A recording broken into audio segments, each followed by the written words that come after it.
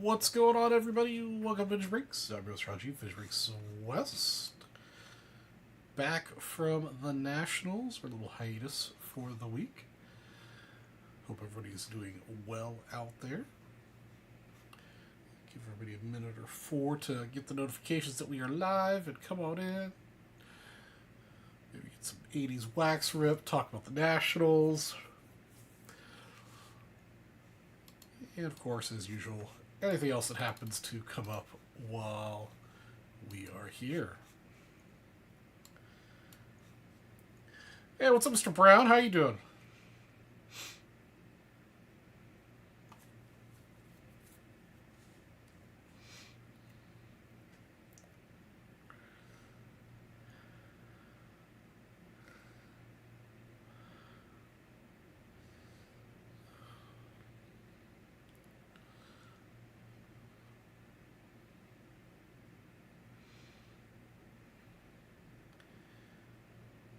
Nice. Some more TTL.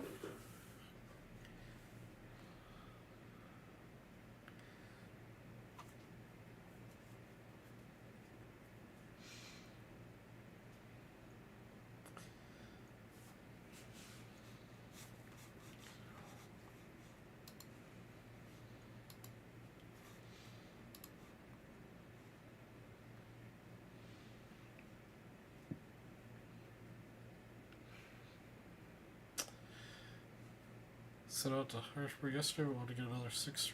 Nice. Very good, very good. For those guys who've tuned in early here, we've got the 2850 for briefcases. We've got the all-day separate bonus for a winner-take-all for a 63 Fleer Willie Mays SGC4. And then we've got a 10 out of 100 going for the show. First place gets 56 tops set break, second gets 55 moments set break, and third gets 59 tops set break. And then here in a little bit, I've got the get the reveal of all of my purchases from Nationals. Well, not all, but most.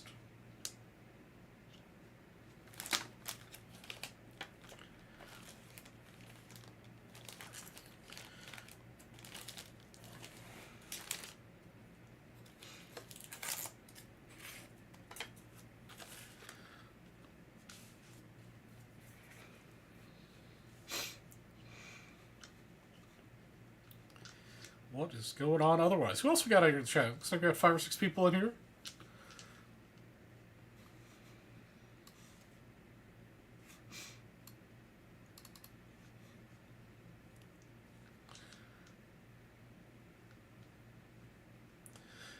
Bet that put an ice into credit card state of trust.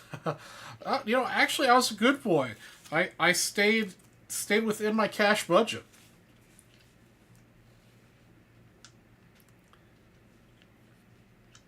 Although I did buy a bunch of wax with PayPal, but I still counted that in my cash budget, so I came back with that cash. What's up, Brian? It was good seeing you again, Brian. I'm sorry I was so busy at the show where I couldn't get a chance to talk to you very much, but hopefully you had an excellent time.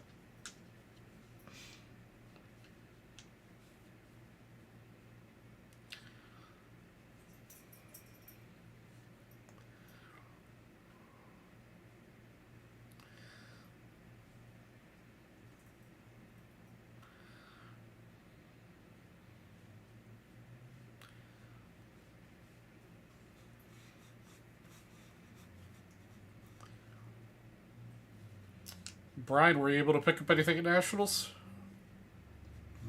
Or did you? I know you sold a couple cards to us.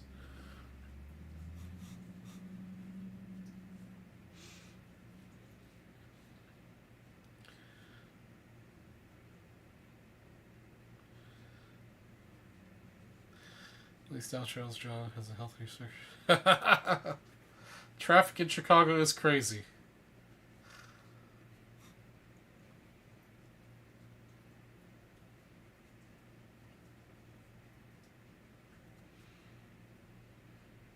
Just to sell? Alright, nice.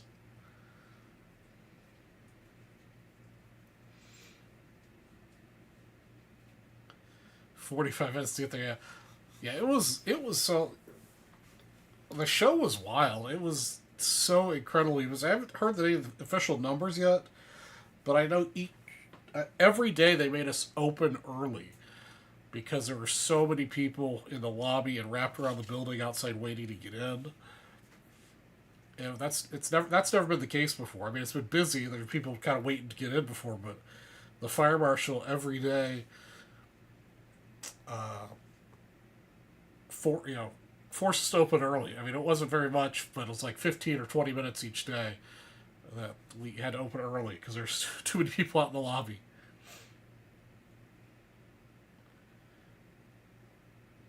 Oh yeah, yeah. That trip that they made to the bank was pretty wild.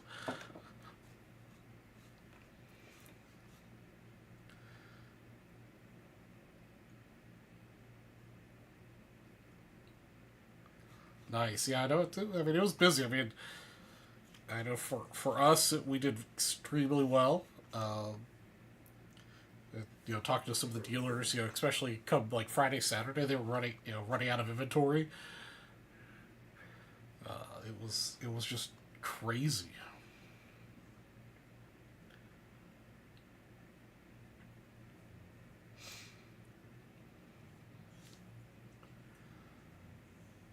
It was weird that Wednesday was like crazy busy. Wednesday, like if you had dropped me, didn't know what day of the week it was on Wednesday afternoon, I would have told you it was like a Friday or Saturday because it was so busy.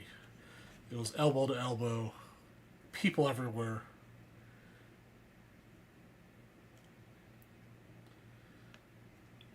Uh, Ridiculous. But oddly enough, like Saturday was kind of slow. Uh, we still did good, but it was just like there just wasn't as many people on Saturday. It was like the slowest day, I think, honestly. Yeah, Brian, I was gonna say I'm pretty sure there wasn't a 1967 box for $125. So you definitely were getting some zeros.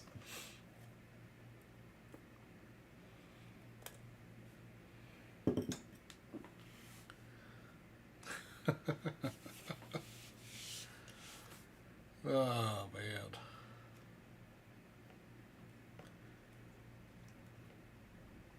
We got 8 people in here. Right now it looks like it's just still got Mr. Brown and Mr. Kukama doing the talking. Who else we got out there today?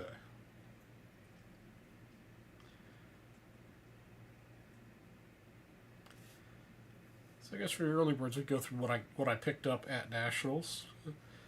So like I was mentioned a second ago, I was a very good boy. I managed to stay under my budget for the show. I wish I could afford to buy a box of minis, but at 13 grand, that's just a little too rich for my blood. That would buy me a lot of graded cards.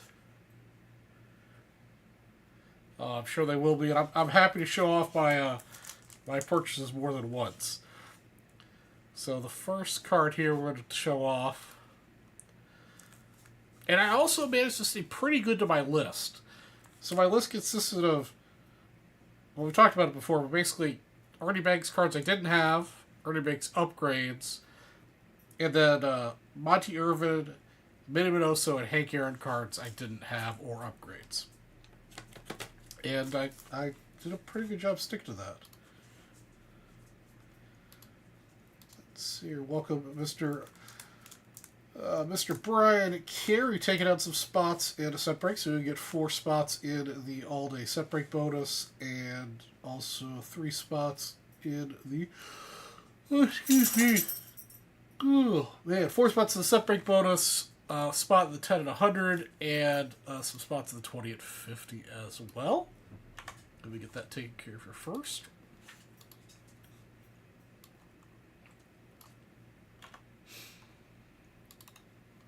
We'll give out that winner take all at the end of the show.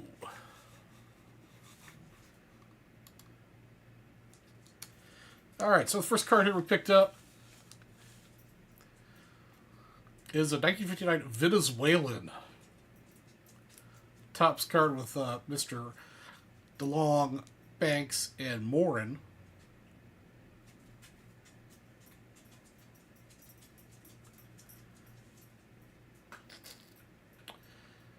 Venezuela obviously is very hard to get, and at normal viewing distance, this actually presents very well. It's very well centered. It's got rounded corners, a little bit of staining, a little bit of wear, but actually for Venezuelan in a 1, it's actually a really good example. This card actually, so obviously I was at the booth most of the time, and customer came up. We were just talking in general how I was a Cubs collector, and he was looking for Venezuelan cards. I was like, yeah, I'm looking for some too.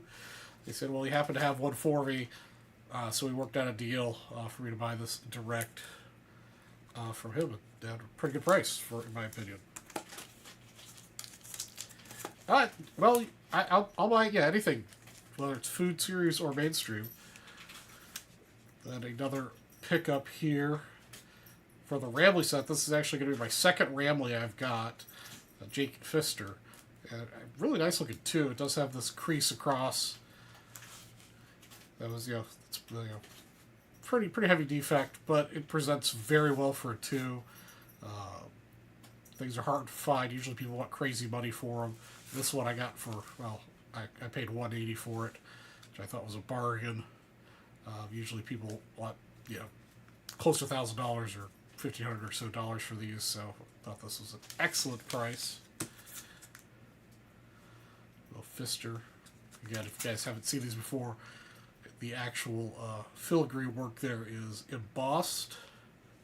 So the card has got actual texture on it, and then the gold on top. So really beautiful looking cassette. Another set that I'm working on is the Colgin chip set. This is checkered. The front is amazing on this card for a 2. And the reason it's a 2 is it's got some purple lines on it, which is pretty common for these, where they would have purple lines on them. It's really the only reason why it's such a low grade. Couldn't pass this one up. Add to the Colgin chip. So this is a food issue. This is was at a top of a tin for chewing gum. And then we've got our first card that's an upgrade. I'm working on the Monty Irvin run. Picked up this really nice looking for an old grade, especially PSA 8 54 Irvin. It's a little bit off center, but looks very nice. I picked this one up from Ash. So if you guys are interested, I haven't priced these out yet, but this is the one I'm upgrading from, which is a 5, which looks pretty darn close, in my opinion, between the two. There's a little bit of a surface issues on the card. You can't really see through the holder, but so I'll have a 5 available here. Maybe my next show I'll have it great priced out for you. But that's a nice little upgrade.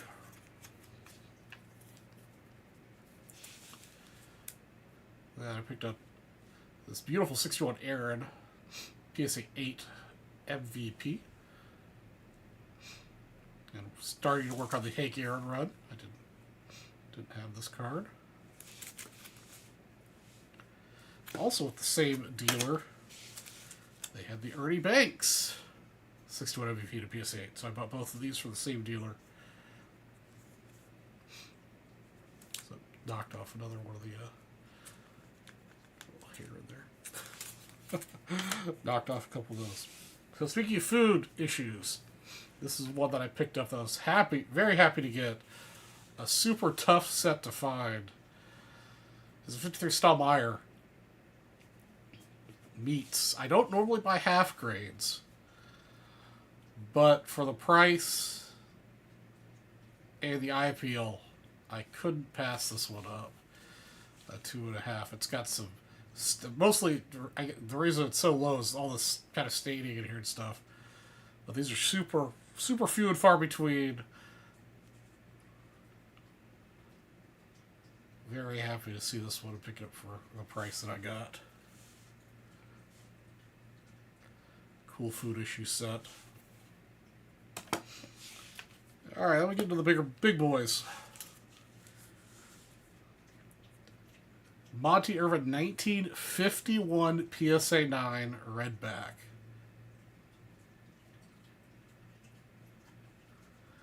This is officially the oldest PSA 9 card I have. 1951 Irvin Redback.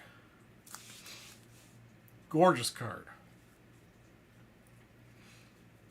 I also got this from Ash.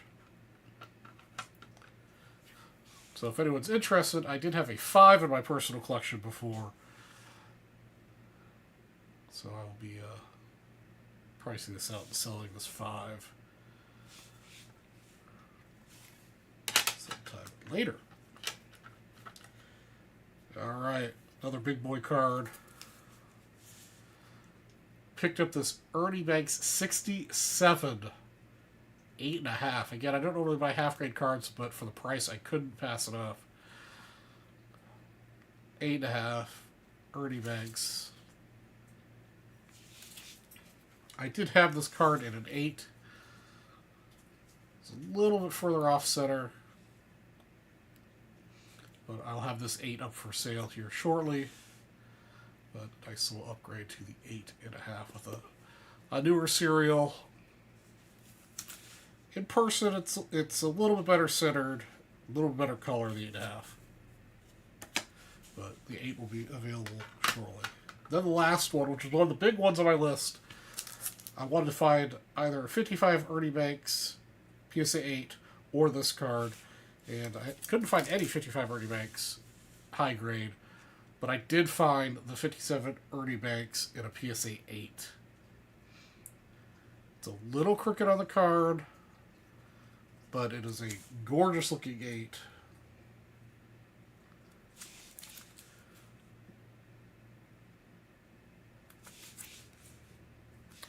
So I've finally got an upgrade for the 7 that I had before that was a little further off center. Color's not quite as good.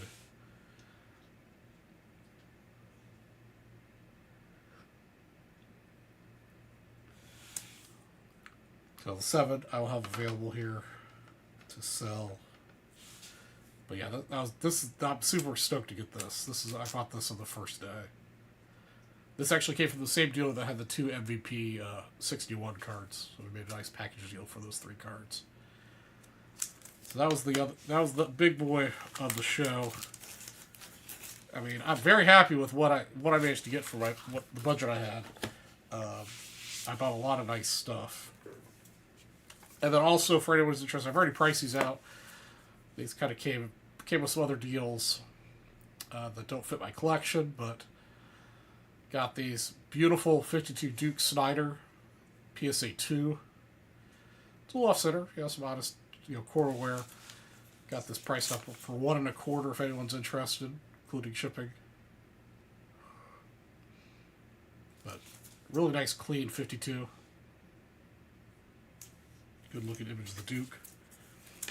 And then also, nice looking Robin Roberts. It's got a little bit of staining or issue up here, but great looking 3. The corners are actually pretty solid on this one. Beautiful color. Got $70 on this.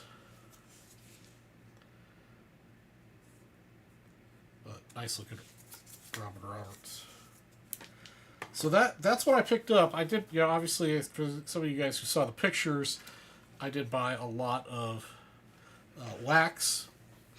Unfortunately, the wax didn't really hit anything big. Don't need to go through the hits, but these are kind of the better cards I got. I think probably one of the coolest ones I got was this /25 Fergie out of 21 Platinum Anniversary. Little Satchel Paige out of 22 Platinum Anniversary. Rizzo /75 out of 22 Platinum Anniversary. Mike Trout /75 out of Platinum Anniversary. Jaden Hill /25 out of a Heritage box. I did get one Superfractor out of the 2020 Bowman draft box I picked up, but it's of a guy who got called up like 6 years ago, played a handful of games, and then since been in the minor leagues. But yeah, I think I had some really good deals. I paid up for some cards that I really wanted, but there are definitely a lot of deals to be had out there. I could have bought a lot more cards if if I had more money, because there were definitely a lot of good deals out there to be had.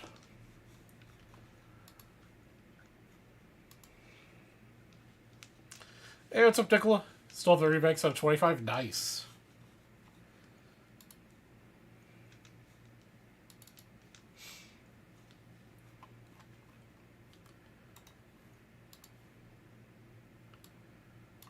Let's see, Brian. Carey, 3 spots or 4 spots? 4 spots.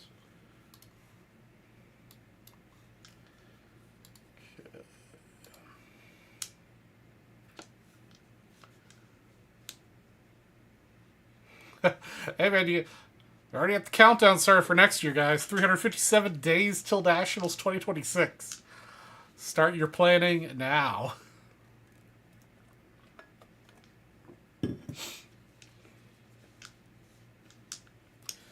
Otherwise, I didn't... there was a handful of 75 minis that I saw. But I saw a lot of 75 mini boxes. So I think I saw 3 or 4 boxes total sealed. They were all between, I think the cheapest one I saw was $12. The most expensive one I saw was $16,000. Totally out of my price range. I saw a couple Robert Roberts.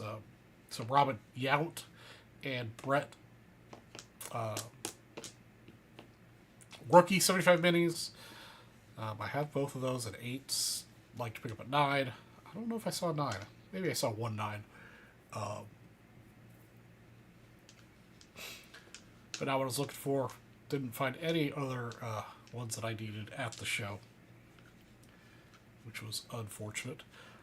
I did see a 52 Jackie Robinson.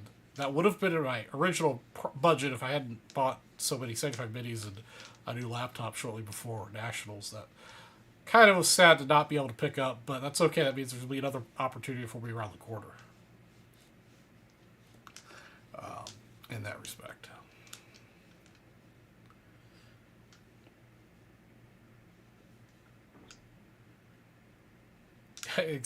Exactly.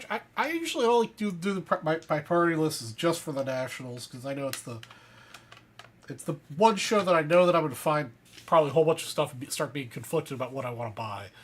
The little shows we have here and even the bigger shows we have around here, I'm not usually worried about getting conflicted about what I want to buy, because there's so little of what I would want to buy at the shows that we get here in the Phoenix area.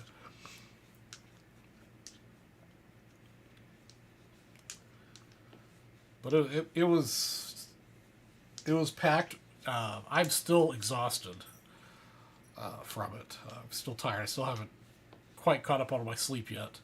At least my feet stopped hurting. Definitely 2 years with the same pair of shoes was not a good decision. I thought I could get 2 years out of it, but I won't make that mistake again. The shoes I'm wearing were ones I got shortly before Nationals last year, and for normal, around the valley, little, go to the grocery store stuff, they still hold up well, but for 6 days in a row, 8 hours of standing on them, not so much. So definitely new shoes are going to be in order for next show.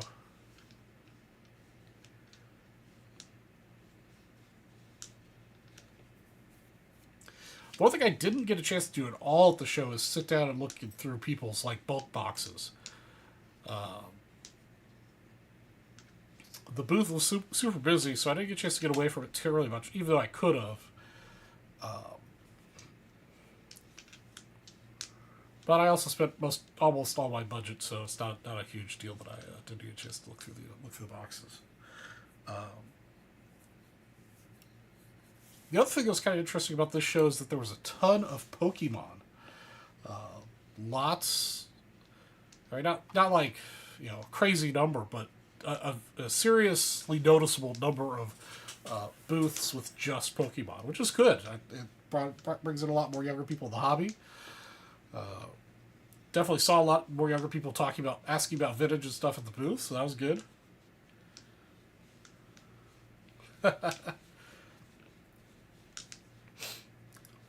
So let's see what else. What else was interesting happened? So the so when I was working the booth, I was talking to a guy. He was asking about. I don't know exactly how it came up because we didn't have any 75 minis out for sale, but somehow we managed to get to talking about the 75 mini set, and I told him that I was, only a handful of cards away from completing a high grade set. And he asked if I was on the registry. I was like, "Yeah, I'm on the registry. I'm missing 17 cards, but I'm in 12th place." He's like, "Oh, so you're the guy that's catching up to me." He's number 11. So I was like, "Yeah, I guess so. I'm the guy that's catching up rapidly to you since I started putting in the cards in the registry." So it was cool to meet that guy. We exchanged information to see if we could come up with some trades for some of his extras and for some of my extras later on the show. But I thought that was kind of cool to meet one of the other people high up on the registry of the 75 mini set. That was pretty cool.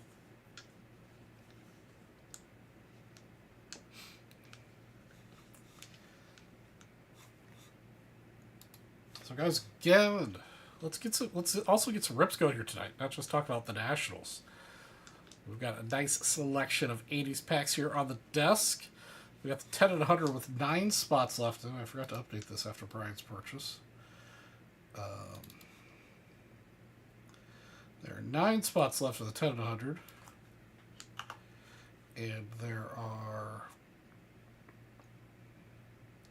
17 spots left of the 20 and 50.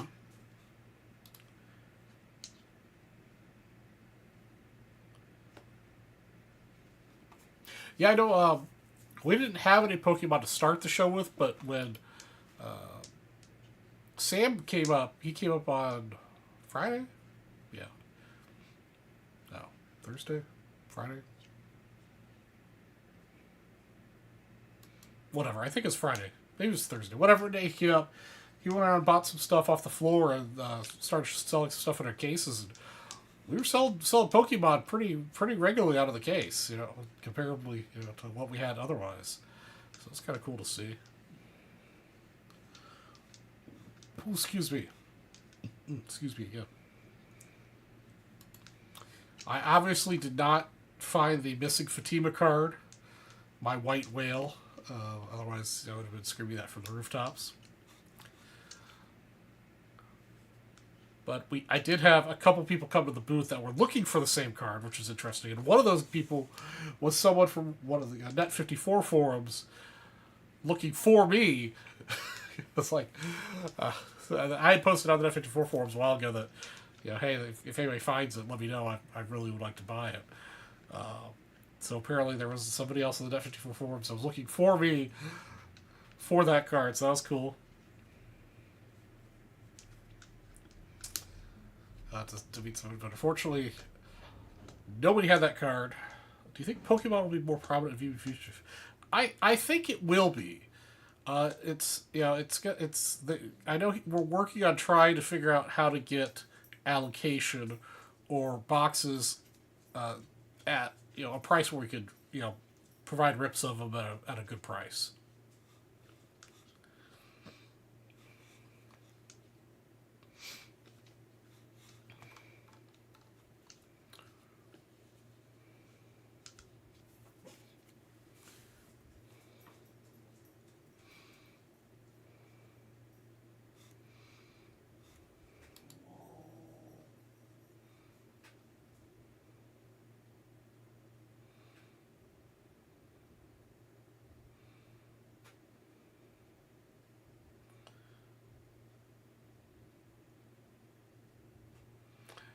Yeah, it's a weird, it's a very weird system. It's very much like, getting allocation for baseball cards with tops. It's just so convoluted and confusing, and I don't understand why it has to be that way, but that's the way it is.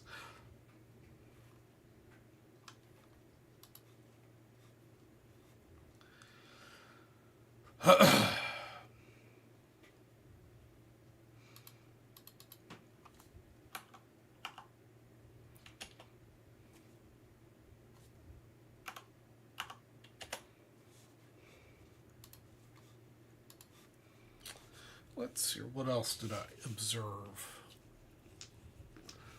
I wasn't able to talk to anybody at Panini's booth about their stupid black box redemption thing that sold out in like 20 seconds online for people who had old redemptions, which was kind of annoying.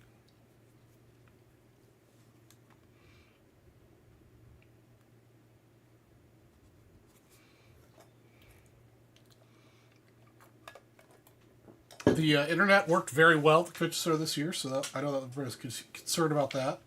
Plus, the AC worked. It also helped that the temperatures was really much cooler than it was last time I was in Chicago.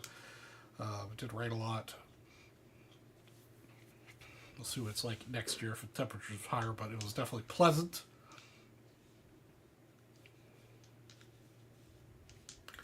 Let's see here. What else was going on? I think the coolest thing that walked up to the booth was, at least the coolest thing that I saw walk up to the booth, because there's lots of stuff happening that I didn't get to see because I was busy doing other things with the booth. We had a gentleman come up to the booth that I can't remember what the first two cards. I think it was a turkey red and something else. Two very cool, like high. It was a turkey red, a Cy Young, I believe, and something else. Another equally cool super card. Came to the booth. Yeah, talked to him for a little bit. Got an idea what he was looking for. Went over, talked to Leighton. Leighton was going to look into it and do his thing. Then I go back to the guy and talk to him some more while Leighton was doing his thing. And the guy said, "Well, are you guys also interested in Babe Ruth autographs?" It's like, yeah, of course we're interested in Babe Ruth autographs. He was kind of a good baseball player. He's kind of important. It's like, well, I have 17 of them.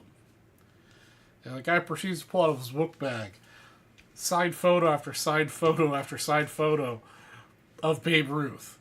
With definitely autos going back to, his playing days, because there was a couple in there with fountain pen autos. I was like, holy crap. And then he also pulls out a letter by Abraham Lincoln. It was Abraham Lincoln with Abraham Lincoln's signature on it. So I take all these and bring them to Leighton, and we go through them. And Leighton was only interested in one of those, so I go back to him and say, "Hey, okay, Leighton's looking at one of these. The rest of them he's not interested for whatever reasons." So he's like, "Well, are you guys interested in a Shoeless Joe Jackson signed baseball?" Like, yes. He pulls out a Shoeless Joe Jackson signed baseball in his bag. And by this time, Leighton's done looking up whatever he's looking up and comes over and starts looking at the stuff. I mean, this is just incredible. All this stuff. He also had a Mark Twain signed book, first edition of. I forget what the book it was. It was just crazy. The stuff he just kept. It was like a Mary Poppins bag. All the stuff coming out of it. It was just crazy.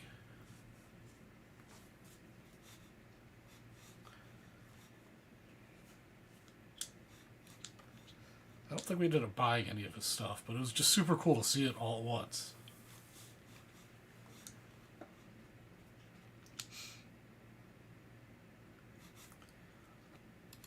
Oh, also the first person to do a $200 duplicate 1971 Topps baseball separating spot on top of whatever else you guys get into. Yeah, I don't know. Maybe he ended up in one of the auction booths. Or I think he was just flexing to show you off what he had. I don't know if he was really interested in selling. Because some of the numbers he was throwing out for like the Babe Ruth stuff seemed ridiculous. Because, so Babe Ruth autos are cool. The price is because everybody wants one in their collection. But Babe Ruth signed a ton. His autos are not hard to find.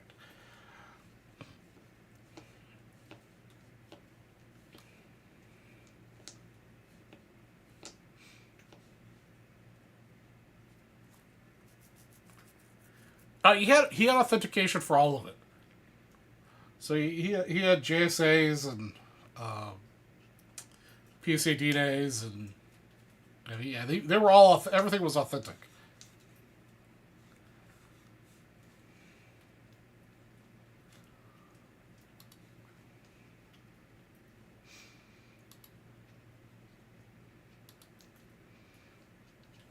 It was crazy. We had a guy come up with a, I forget which particular variety of, I think it was, a caramel Honus Wagner card. That was cool to see roll up to the booth.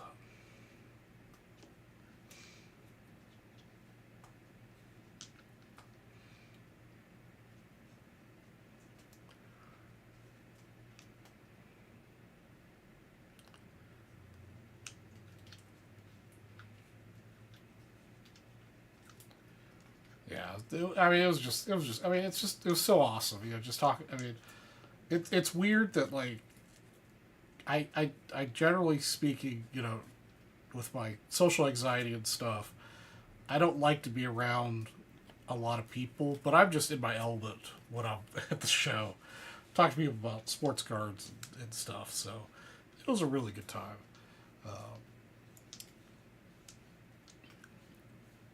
And it was huge. I mean, they had the upstairs opened up a little bit, so they had more dealers. They had more food options this year. So they had some food trucks that were actually in the convention center, which was nice. So you didn't have to have crappy hot dogs and hamburgers.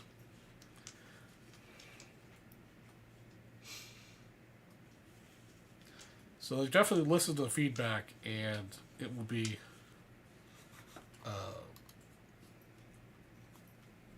definitely much better than it had been years past in Chicago. And it was always very good in Chicago, I guess I should say. Clarify that, not say it was bad before. But we'll be back in Chicago next year for 26 and 27. And that's actually going to be in Chicago. Or not Chicago. It's going to be in Detroit. At Huntington Place Convention Center, which is right off like the main like touristy area, downtown area. So that should be pretty good.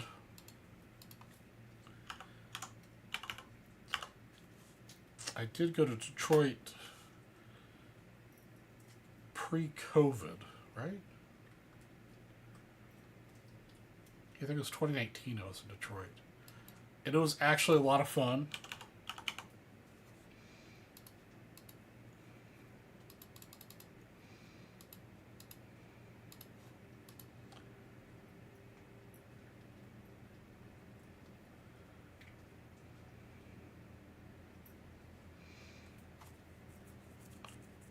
Yeah, it sounds like there's some logistics issues apparently because of that, but generally speaking, it seemed to go off without a hitch.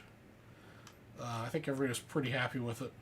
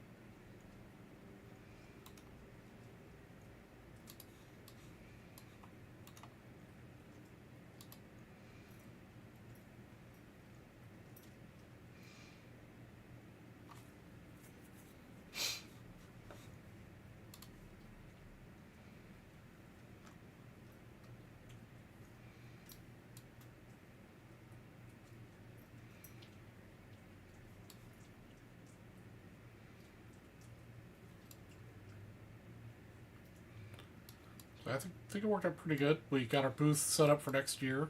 Be roughly the same location.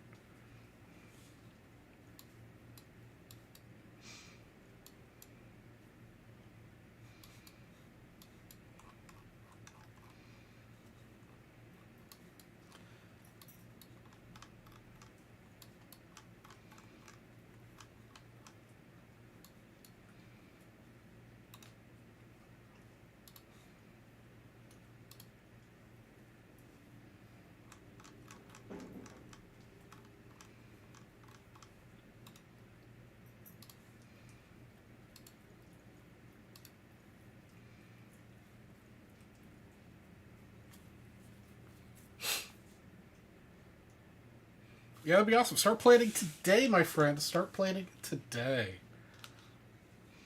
Nice thing about the Detroit location is it looks like there's two Marriott options within the same. Actually, it looks like there's 4 Marriott options.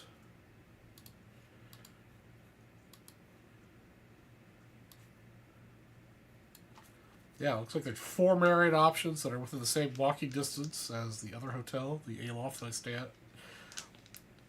So that'll be nice.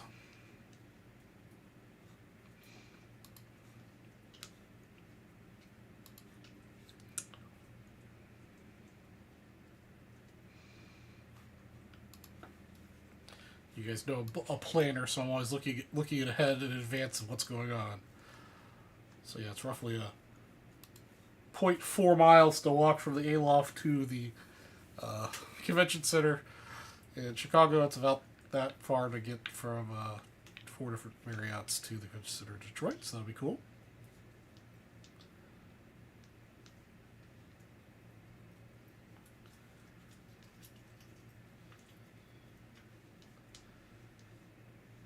Oh, nice. Yeah, it's good. That's extra money you can have for spending at the show. You don't have to pay for a hotel.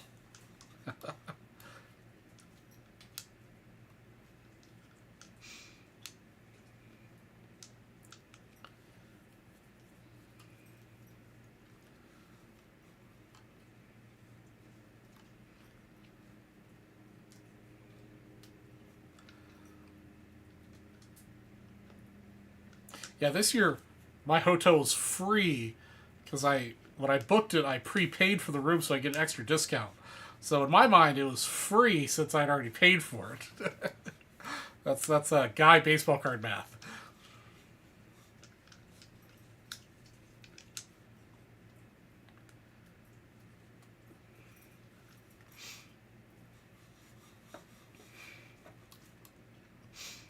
Yeah, just remember traffic. I mean, traffic this year is probably going to be the same as next year. Was ridiculous just because how busy it was. So be sure to plan accordingly.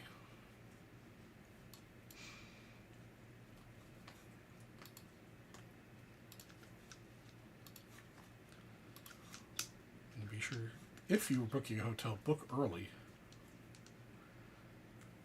Because they do book up quite far in advance. Alright guys, what are we going to break here? We have got 93, 90, 87, 85, 83, 82, 81 baseball options, 83, and I think this is 82. I always screw up which year this is. 81 football, and then we do have some 89 basketball. 2850 for K, 17 left, all day set break bonus, winner take all for the Fleer Willie Mays SGC 4. And then we also have the 1000 with 9 spots left. Got just about 2 hours left of the show.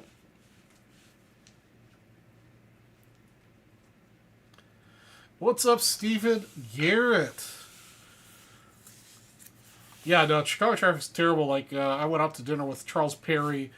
Just amazing pizza. It was probably some of the best pizza I've ever had. And it took us like an hour and a half to get there. He said it was normally like a 20-minute drive. Yeah, Steven, I'll go through what I picked up for you, brother. I figured I'd be doing this a couple times throughout the night as people came and went. So, one of the first cards. Really good looking 59 Venezuelan Tops Cubs Clubbers with Mr. Banks. Actually, this was from a customer that showed up at the Vintage Breaks booth and we got to talking about. He was looking for Venezuela cards. I was like, yeah, I'm looking for one for Cubs. And he said, oh, yeah, I've got an extra one right here. So we worked out a deal for this guy. I think I got it for an excellent price given how these are usually beat to hell. It's got some dimples, but otherwise it presents really well, especially on my 3 foot away usual viewing requirement for cards. So excellent pickup there. Picked up another Ramley to add to the collection. Great looking too. Does the biggest defects right here, but doesn't really affect the image. The image is super crisp. was standing on the back. Picked up this one for $180, which was a bargain in my opinion.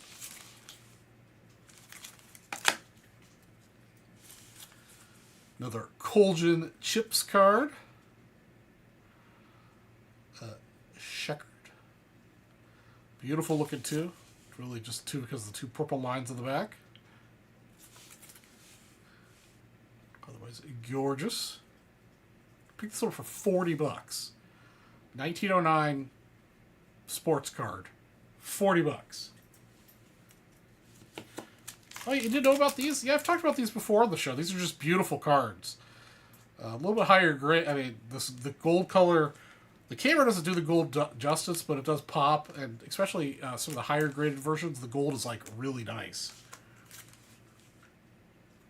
Another, tobacco issue card. Beautiful cards. Yeah, picking up a 100-plus-year-old card for $40. Yeah, not terribly much more than it costs to put out of the slab. So couldn't pass that up. We got ourselves an upgrade for Mr. Monty Irving. I did previously have a 5, so up for sale. Beautiful to look at 8.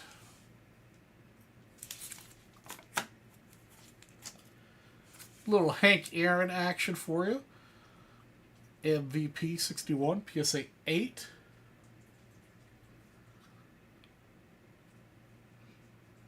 Really not sure why it didn't 9, because it's super clean. I knew you'd like this one. This is the only Hank Aaron I managed to pick up at the show. I've just started working on the Hank Aaron run. But then I also got the Ernie Banks version of the same card from the same dealer. Gotta get that hair out of the sleeve. Which I didn't have this card. This one definitely deserves the 8. It's a little bit further off center.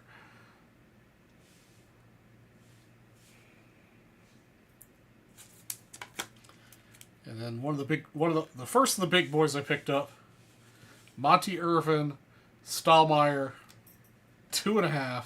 Again, don't like 2.5 grades, but given the rarity of the card and how good it looks for the grade, I couldn't pass it up.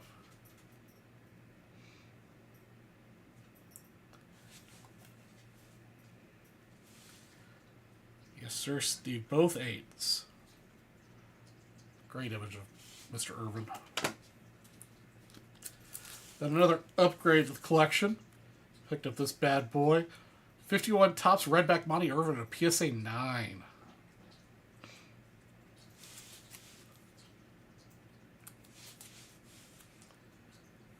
Another upgrade. I previously had a 5.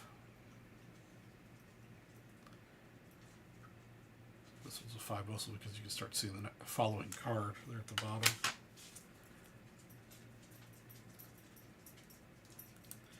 Yeah, so it's a tough one, especially tough to find at super high grade. This is now officially my oldest PSA 9 card. And then we go to some Banks upgrades.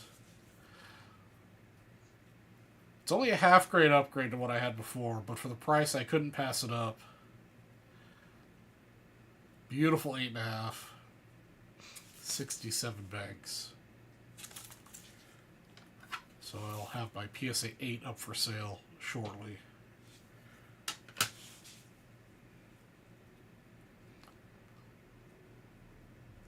Yeah, very, very happy to get this one. Great price. And then the biggest boy of them all, one of the big cards I was looking for was the PSA 8 57 Banks. Gorgeous. Just a little off center both directions, but razor sharp edges and corners.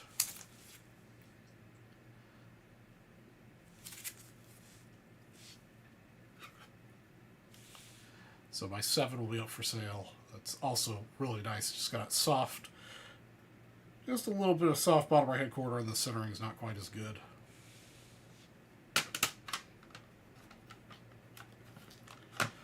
And I managed to stay under budget, even with all the wax that I purchased.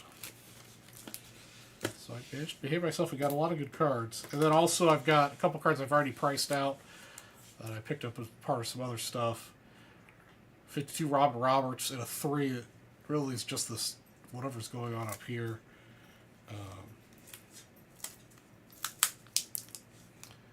It's like just a little staining or whatever. But otherwise, beautiful color. Great looking 3. I've got this priced out at $70. Great looking. Under budget included pizza. Hey, what's up, man? And then also this Duke Snyder in a 2. A little off center. It's got some stuff going on the edge. But great looking 2 for the Duke. Got that for 1 1/4 if anyone's interested. Yeah, definitely super excited with what I managed to pick up for the budget. I think I stretched it pretty well. I expect to see you there next year, Steve. Put it on your calendar, 357 days away from today.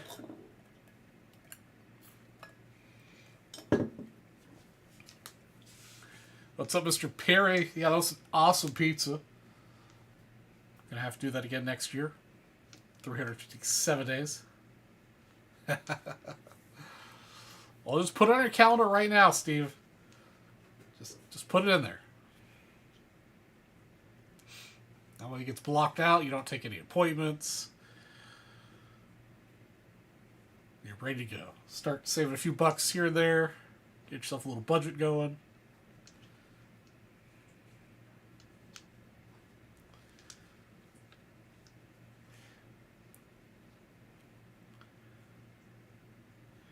What's up, Mr. Blevins? So I think, like all the stuff.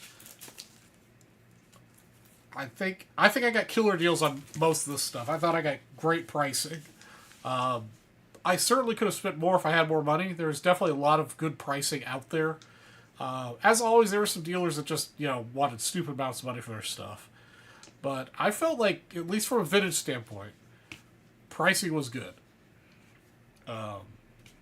There was lots of deals to be had out there.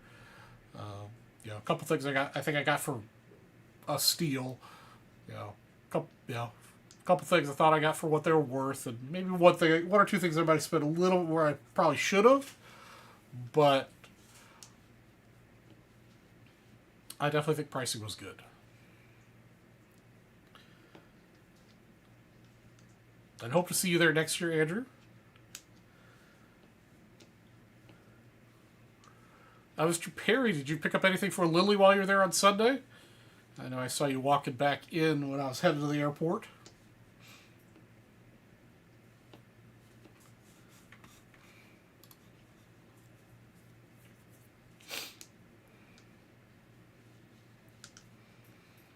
Also, let's try to get some more set break spots sold. Somebody's going to win the 63 Fleer Willie Mays SJC 4. I'd love it for somebody from the West.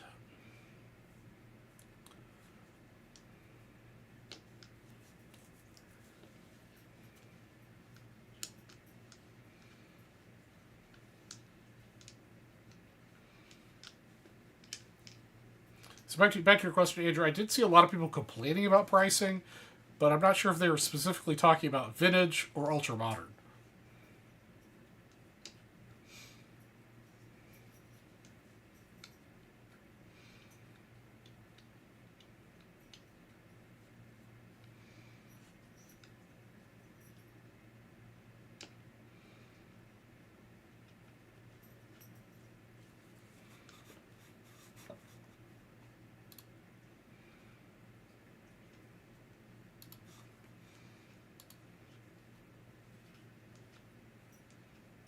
What's up, Melch?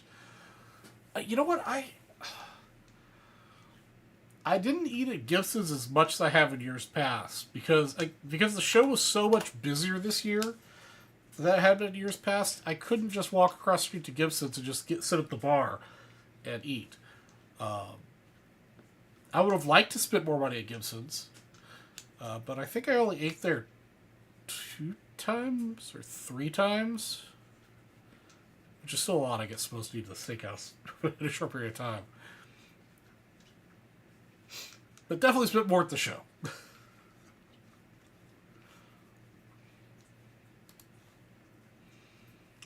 Melch, you're gonna have to come to Nationals next year, buddy. Put it on your calendar. 357 days from now.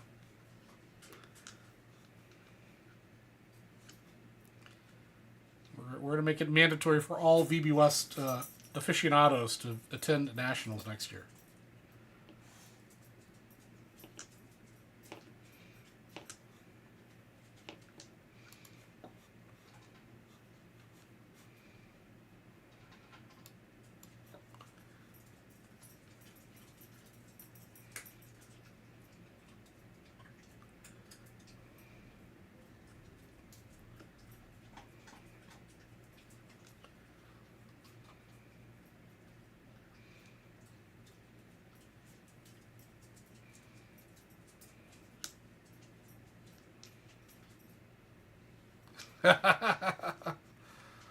Wait, I already booked the presidential suite. How did Craig O get the presidential suite?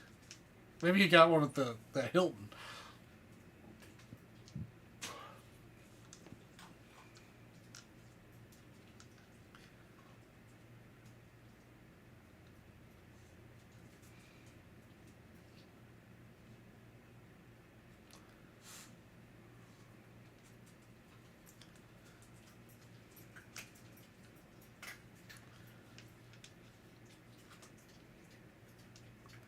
It's okay. I'll let you guys know when I book my hotel room. It'll be right when they're available.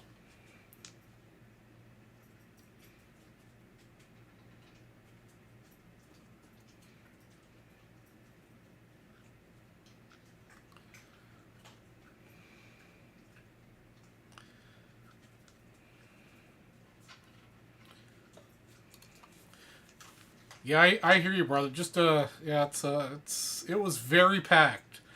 Well, what I was talking about earlier is that like Wednesday,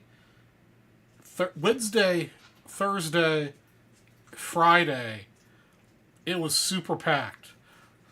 Saturday was super slow in comparison, which was weird. I'm not sure what was going on. And then Sunday was slower. So I mean, if you're like me and don't like crowds, I would either come towards the end of the day, which always was slower. The beginning of the day was the busiest,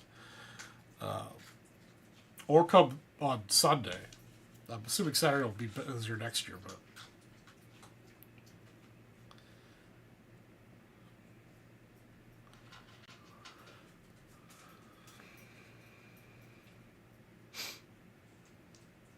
it definitely, not only it was good for the hobby. The hobby's strong. We had a lot of younger people looking at vintage cards.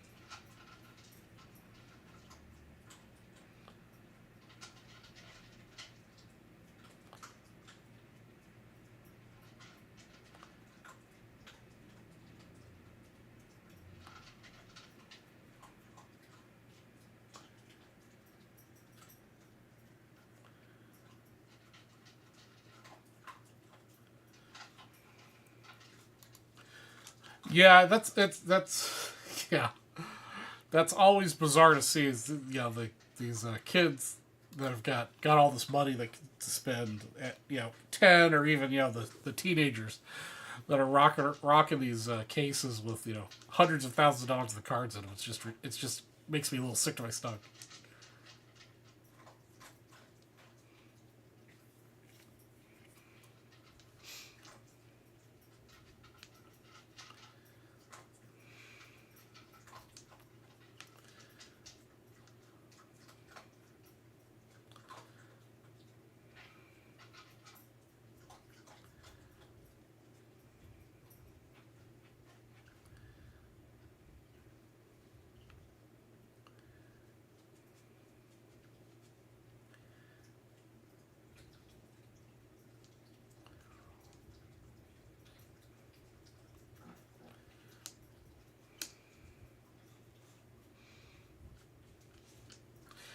So speaking with people with a lot of money, I'm not sure if anybody talked about we sold a partial T206 set that had 515 cards out of the 520 card set. It was missing the big five cards basically,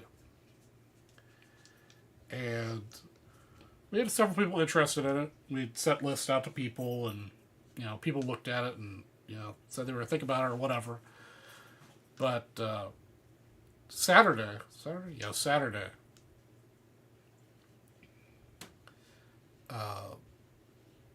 gentleman walked up to the booth. Johnny was talking to him, and like 2 minutes later, he had sold the set to the guy.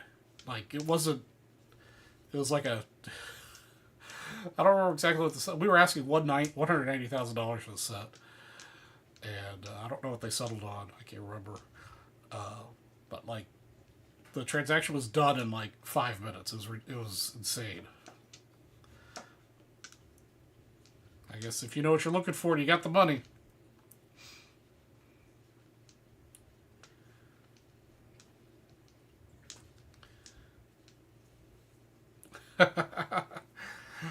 Yeah, I don't know if I wasn't specifically looking for cloth packs, but I honestly don't think I saw any cloth packs there.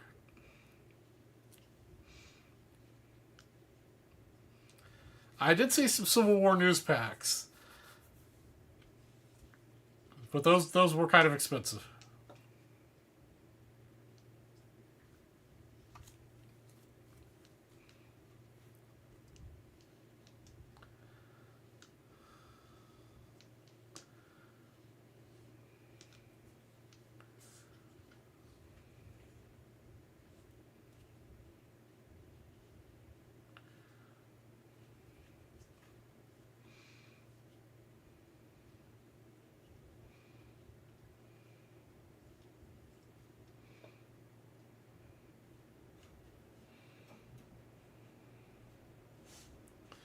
That is true. That is true. A lot of people do have proxies that buy.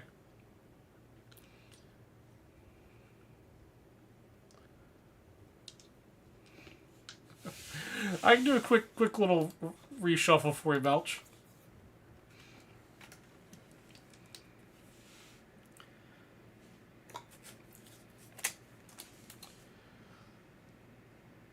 Good. Venezuelan 59 Cubs Clubbers.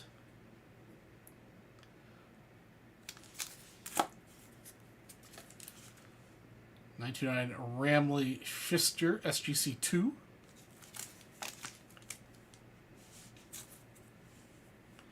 Hey, what's up, Donald? Checkered SGC 2 Colgin Chip. Honestly, I think this is the bargain of the show for $40.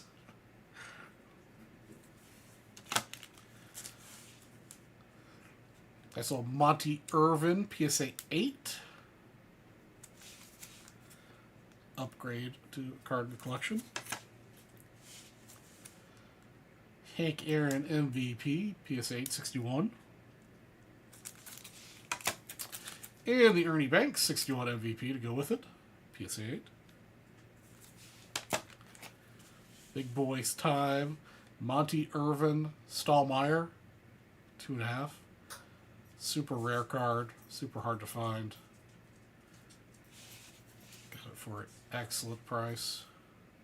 Couldn't pass up it, even though it was half grade. I don't like half grades, but PSA 951 Redback of Irvin.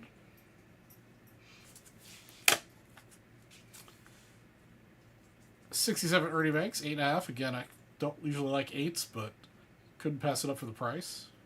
A little half-point upgrade to the one I had in my personal collection. And then the one big card, well, one of the big cards I was looking for, PSA 857 Banks. Upgrade by 7. Small but mighty haul from the Nationals. Small but mighty haul from the Nationals. Thank you, sir. Thank you, sir. I like to think I've got reasonably good taste.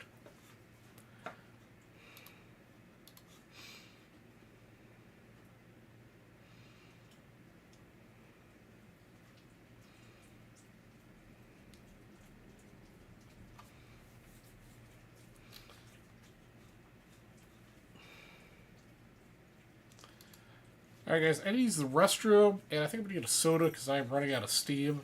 Still tired from Nationals. If somebody makes a $200 purchase while I'm gone, instead of the 71 Tops Baseball separating spot, I'll give you a 59 Tops Baseball separating spot. Only while I'm gone, using the restroom and getting a beverage. I'll be back in a minute or 3.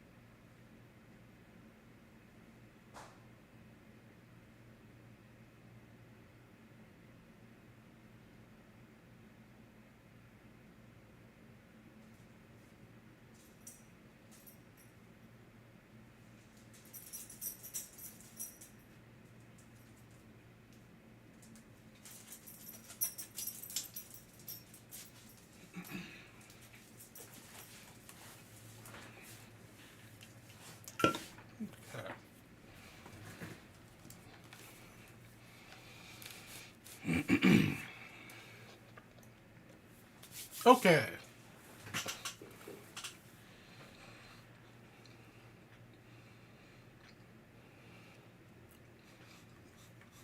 Yeah, there are a lot of big stars that are collectors, for sure.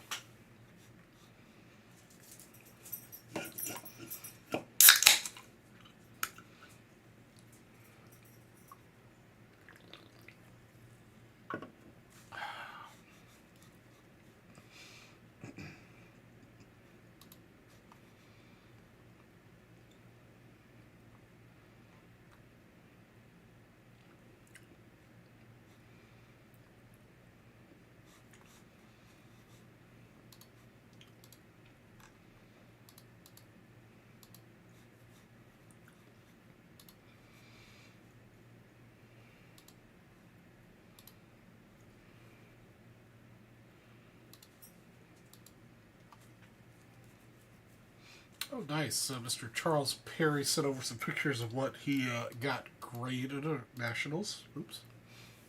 If I can hit the right freaking button.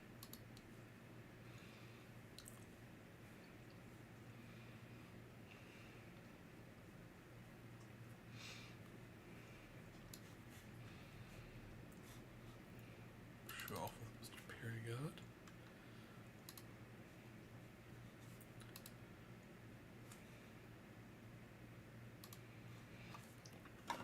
Let's see here. So the first card he got graded was a card for his daughter. I'm not into Pokemon myself, but this is a really cool looking card. Vincent Van Gogh Pikachu. Come back with a 10 from CGC. This is a cool looking Johnny Bench card. Thick, yeah, this is a thick card with the fabric in it from Sterling. Getting a PS or CGC 9 with an Auto 10. Beautiful card. Nice grade, considered it's thick. You can kind of tell there's a little bit of quarter issues happening, but great card.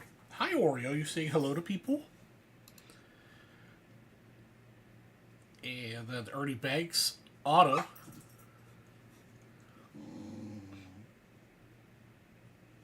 So CGC GSA. Then Auto 9. Yeah, I can see how that auto's just a 9 out of 10. Of course, I'm also not a big believer in grading autos, but I think that 5 is a little rough for the card, because I saw this before he got it graded. Or did I see it after it got graded in the case? But definitely think the card's better than a 5. And then you got Lily, a Beatles album. That's pretty cool. Yes, Oreo, we hear you. My goodness, baby. You're teaching your daughter right. Get her to listen to some Beatles.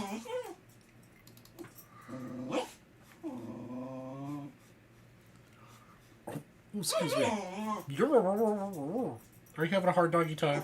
You already had your post-dinner snack.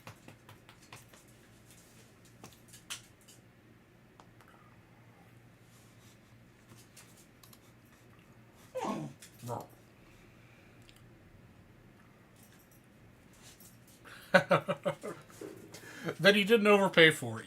You got her what she wanted. But next time she wants an album, you should reach out to James the Threat Actor. He'll hook you up with a good deal.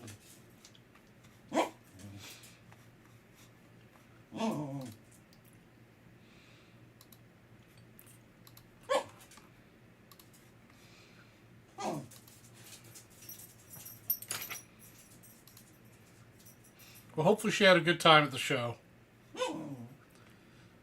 Yes, Ori, we know you didn't have a good time because I was gone. But you also got to hang out with your buddies, Pete and Ruby.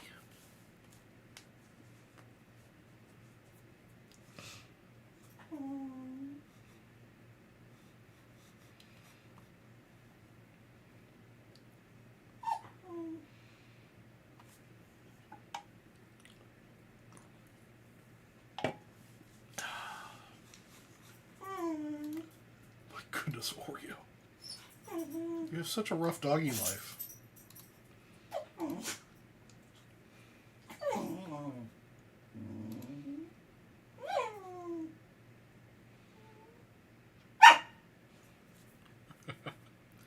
She got a bunch of free stuff.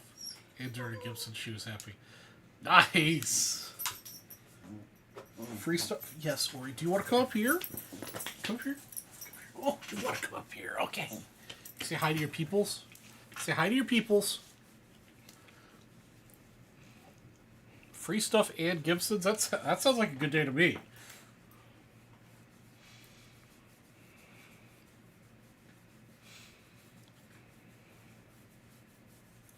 Jeff Spellman's not here. He's going to be in Michigan for a couple weeks. So you can't say hi to your number one fan. He'll be back soon, though.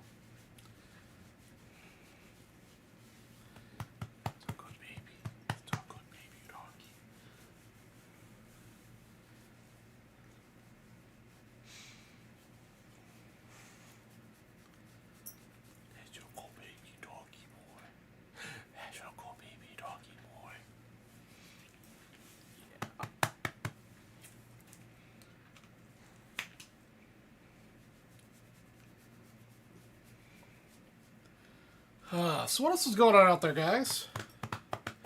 What's new and exciting?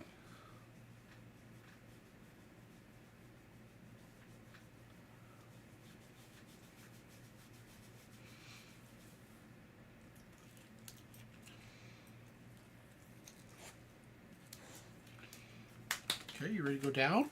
You ready to go down? Maybe, maybe not.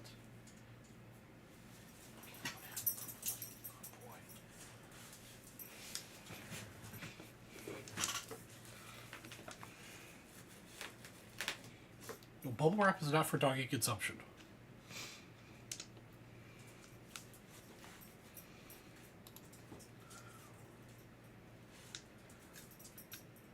Trying to get my own business off the ground.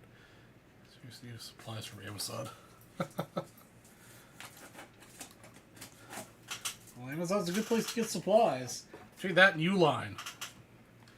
I get all my packing supplies, packing and shipping supplies from Uline. Seems to be better, better quality and cheaper for the better quality than Amazon, in my opinion. Hey, what's up, Smitty? Yes, sir. Football season is upon us. We got what? Oreo, you need to chill the freak out.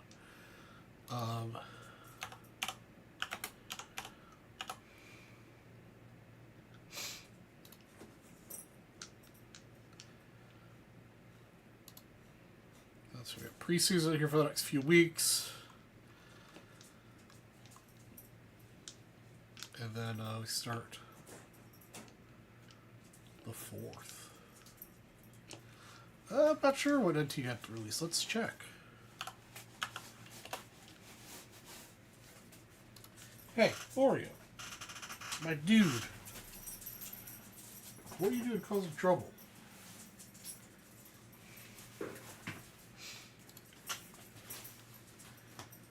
So we got certified origins.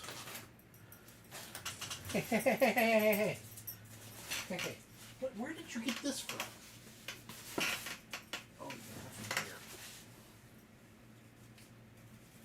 You lose your office privileges. You don't like that.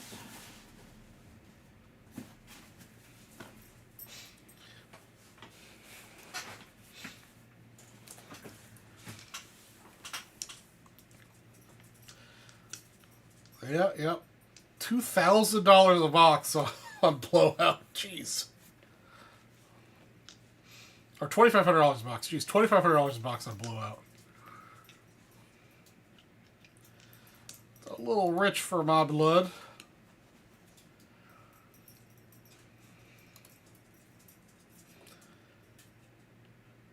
You get 8 autograph cards, 1 base card or insert, and 1 parallel. So 10 total cards. Jeez. It's insane. Well, they're sold out of the single boxes. I still have cases, so you guys want some cases, they're 10 grand.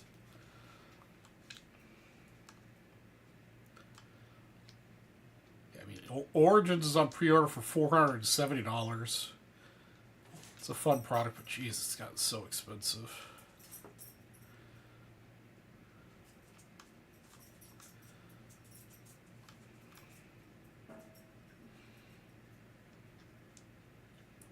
Yeah. Well, I've stopped buying Diamond Icons. You guys knew I bought Diamond Icon cases there for a couple of years in a row. That's just got. I think the most expensive case I bought was a $4,500 Diamond Icons case. I thought I was crazy. Now they're like tens of thousands of dollars. It's just stupid. Yes, Oreo. Yeah, it is stupid.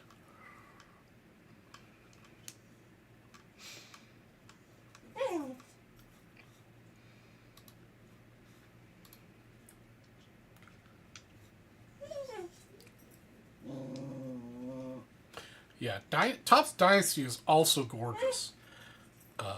With the exception of a handful of cards, it's just cheaper to buy them off eBay for what you're looking for.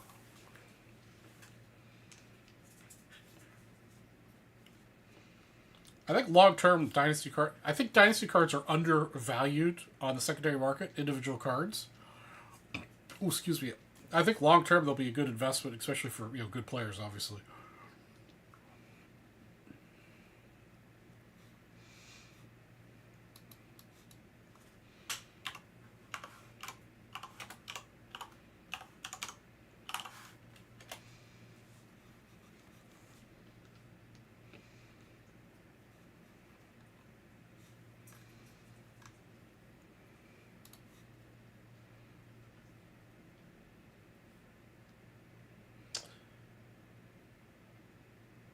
Exactly, Charles. It's just gotten ridiculous.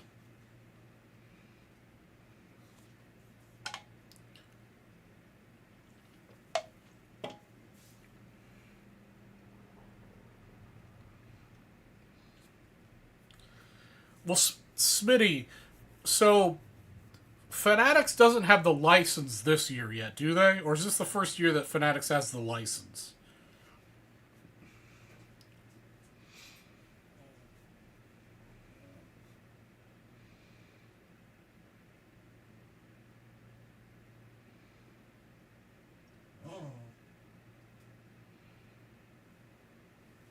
Okay, so this is the last year Panini has the license. So yeah, Panini is going to make their one last move to make as much money as they can. But Fanatics is going to want to push into the space as much as possible, kind of as a prelude to, hey, we're going to have the license next year.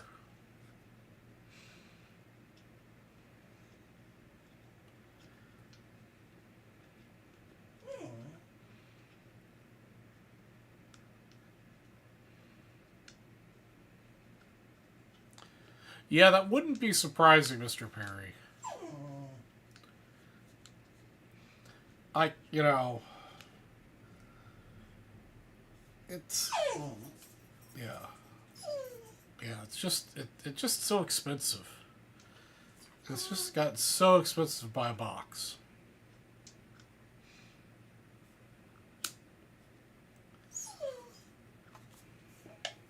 It also doesn't help, at least with baseball, the 2025 rookie class sucks so bad.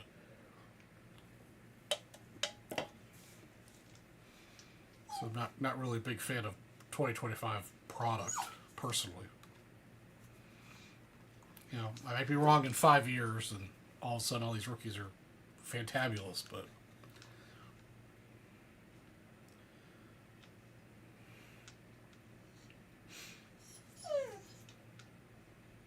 Yeah, Chris, me too. You know, back in, you know, like 2017, 2018, you could go in and pick up, you know, like the fat packs for like $10.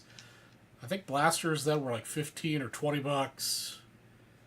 Hanger boxes I think were 15 or $20.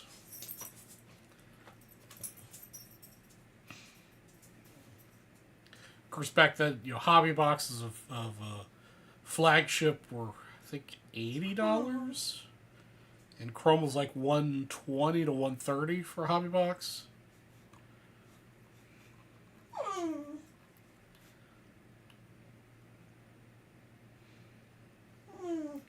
Yeah, I bought a whole bunch of 2022 Platinum Anniversary Blaster boxes for I think it worked out to be roughly $55 a piece. And I was excited to get that kind of a deal at the show. That is one thing. So speaking back to, I think Blevins asked the question earlier about pricing. That is one thing I thought pricing generally was high on, was sealed product. Because the sealed product that was there was kind of expensive. I picked up some stuff obviously, but I wasn't able to get like a deal for it. It was all priced at or above what you get it for on Blowout or Steel City or eBay or whatever.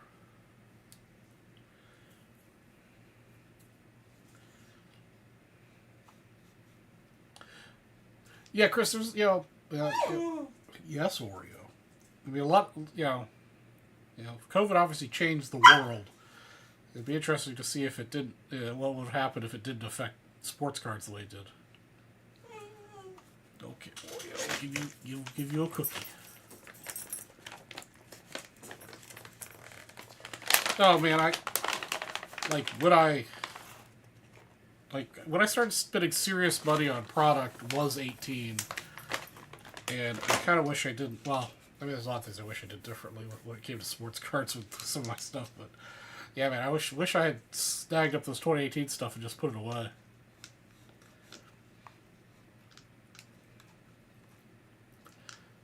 But it did do an excellent job at funding my vintage collection. Yeah, I'm looking at 2025 Finest is on pre-order for $500 a box. That comes out here next week. It's just crazy.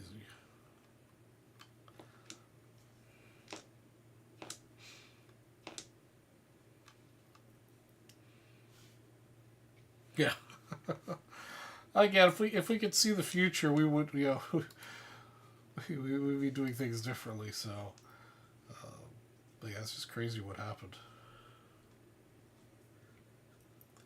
All right, guys, let's get some more set breaks spots sold. We've only got, so this Willie Mays all day set break bonus. There are only 63 people in it. So or 63 spots sold in it. So definitely a pretty decent chance. You want to pick up some spots in that.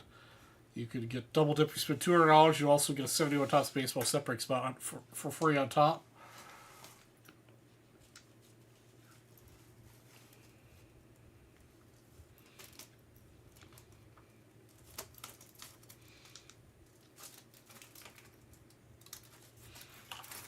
Nice to get some spots moving.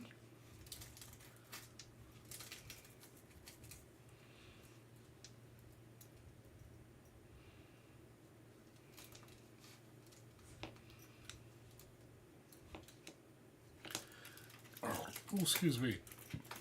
I'll have a lot of 2020 football. Hope these guys do. These guys pan out long term because 2023 is free. What's in 2035 for you, Mr. Perry? I'm cord fused.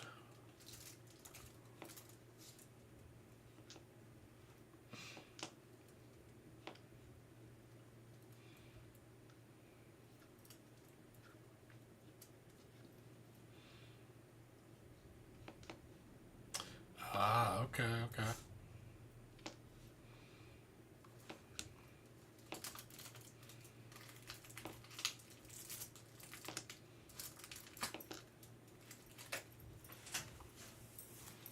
What is that? That is not a cookie. What is this? What is this? This is not for Oreo.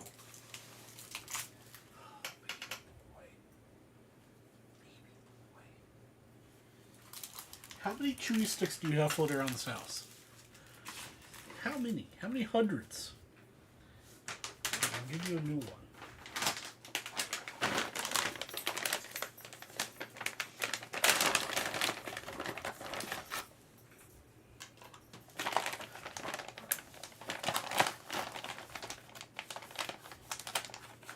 Definitely, definitely some good players in that class. As long as they continue to stay healthy and continue to stay, out of jail. Oh, I just saw something on my desk I meant to talk to you guys about.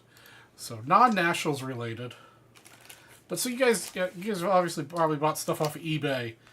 That gets examined, certified, whatever, authenticity guaranteed from eBay. When you buy a card that's over a couple $100, I think. So they send it off to a third-party authentication service, and they say, yeah, this is an authentic card and everything. And they put this little tamper-proof seal on it to make sure nobody messes with it between when they authenticate it and send it to you. Well, the last two cards I've gotten this way have been in these holders where the sides open. It's not even like broken. It's just, it's just, if you take it out, the seal's still intact. What's the point of having the seal if the side's totally open?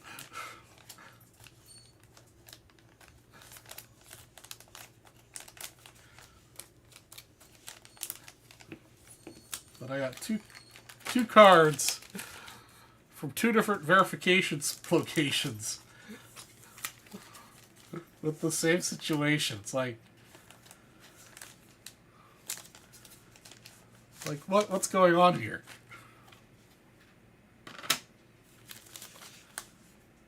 Makes no sense to me.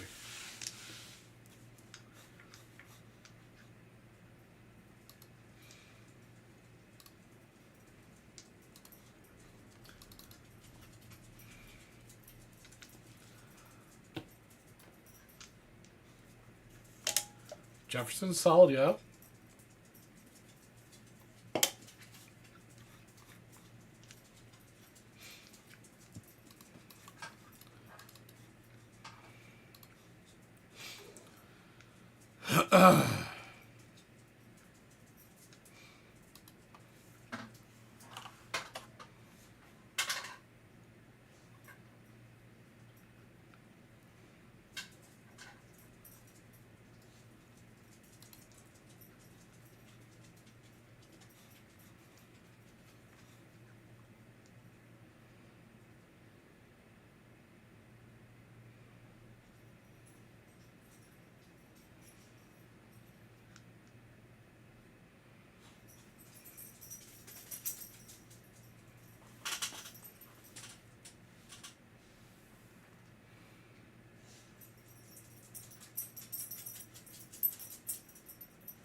What you doing, baby?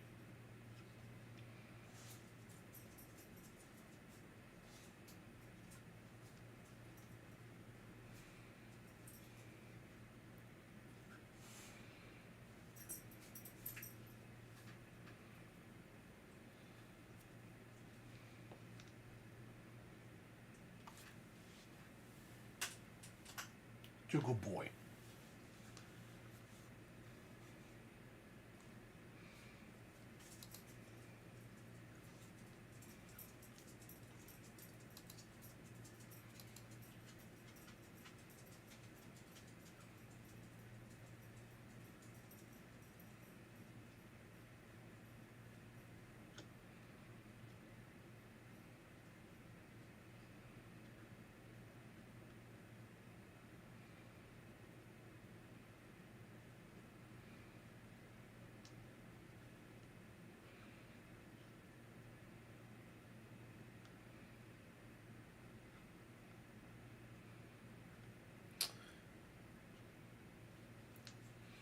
Yeah, Mr. Perry, we've got Coles out here.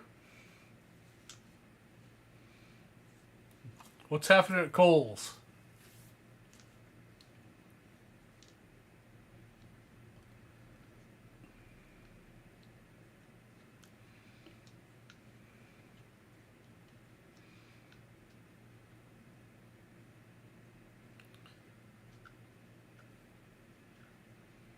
Nice. Yeah, Coles has definitely got some solid deals. Unfortunately, for a man of my stature, they very rarely have clothes in my size. My both wide and tall situation.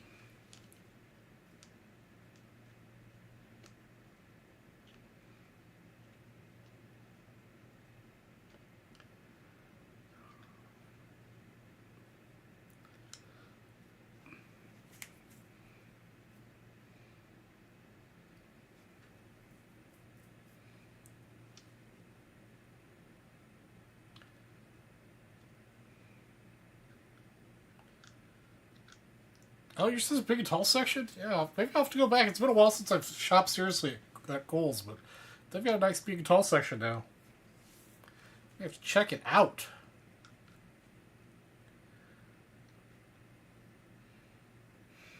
You need a big and tall? Nah, you're lean.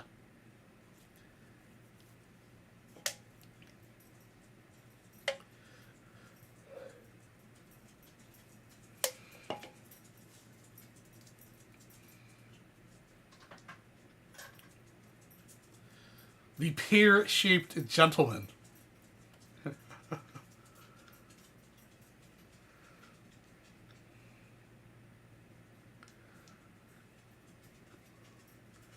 Hey, what's up, Mr. Craig O?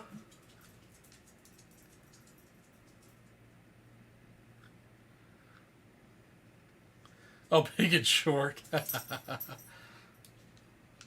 You're not big or short. You're like normal sized.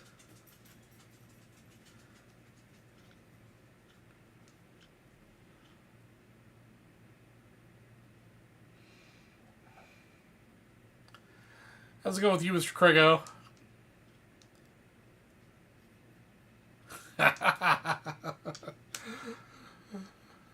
Oh man, I ripped those two Sonic boxes and it was not good. But I couldn't help myself to buy Sonic boxes when I saw them, thinking of you.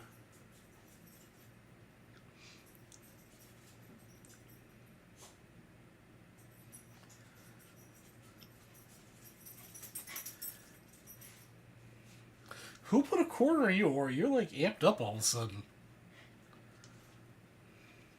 I just got piles of awesome vintage pickups. Is all I've got on my desk for Nationals. We don't talk about my problem with opening sealed product. Yes, sir. I grabbed. There was still. I left some. But only because some people wanted too much money for it. But yeah, I definitely grabbed all those blasters real quick when I saw them.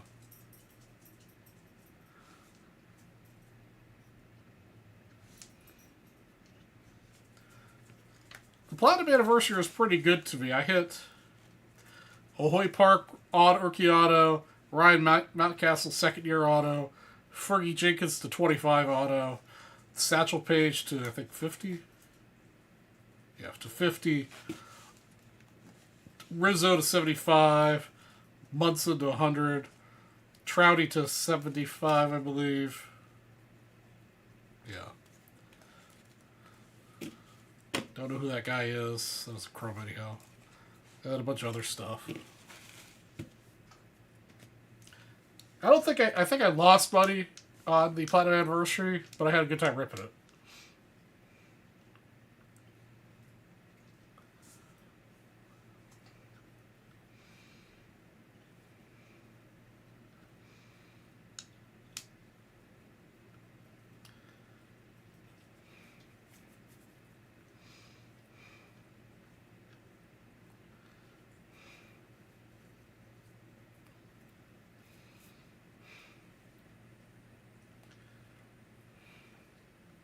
I really wish I could have found some 23 Platinum Anniversary. What little I did find was like way more money than what I could buy it for off a blowout. So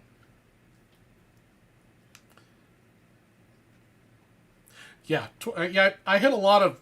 Unfortunately, I didn't hit a numbered Julio Witz. I hit some refractors and X-Fractor stuff. But yeah, 22 is a great year.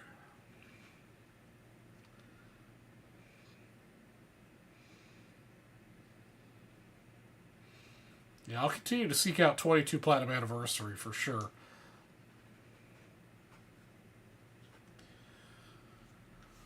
So, Brian, a couple weeks back, we did see somebody advertising 25 Platinum Anniversary. That should be coming out next month. I believe it was next month. But we're unsure if that was a typo. They meant to be 24. Or if Topps is really just skipping the 24 rookie class, which would be highly disappointing. I don't know if anybody else has seen anything.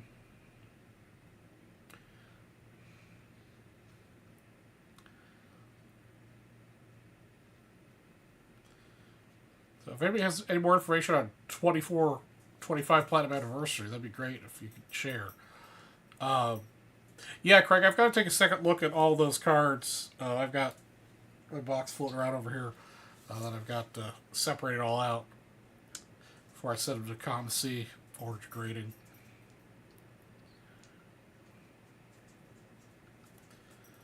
What's up, Mr. Mariachi?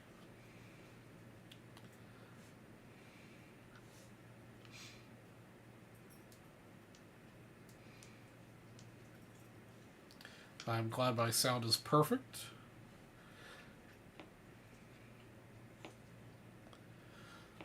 Yeah, I don't know what the North has done. I keep telling them that it's like super low and you can hardly hear them. But nobody listens to me.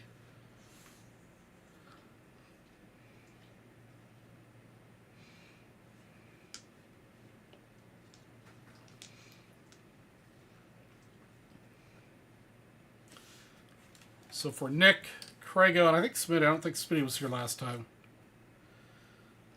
I'll show off my purchases.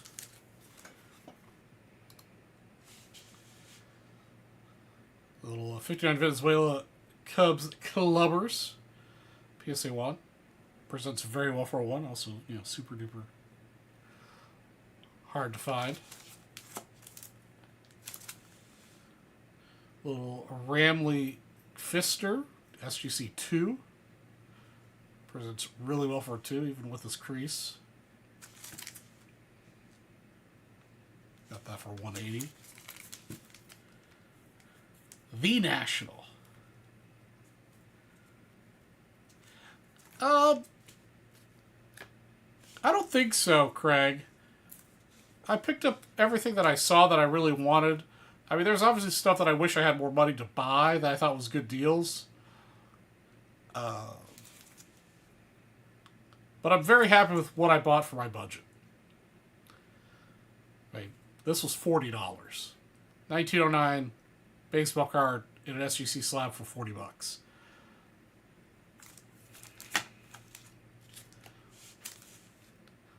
Little Monty Irvin 8.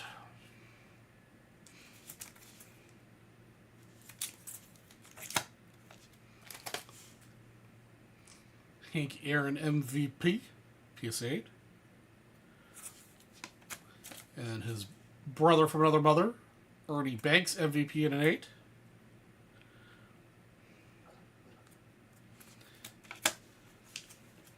One of the cards I didn't expect to be purchasing, but couldn't pass up for the price and rarity. 53 Stallmeyer, Monty Irvin, 2.5. Really presents well for 2.5. Super excited about this one. These are so rare.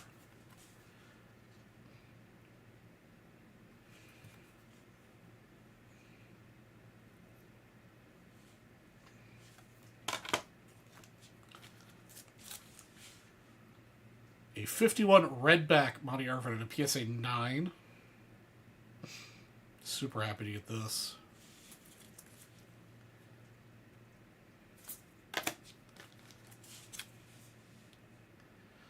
Ernie Banks 67 and 8.5. Couldn't pass it up for the price, even though it's a half grade.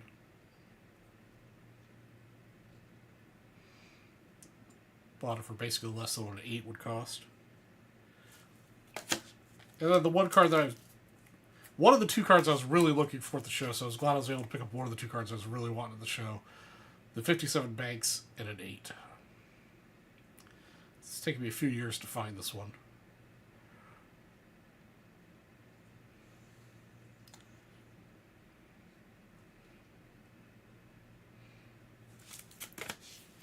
Definitely very happy with how far I was able to stretch my budget and was able to pick up. I think there were a lot of good deals at Nationals. Definitely very happy.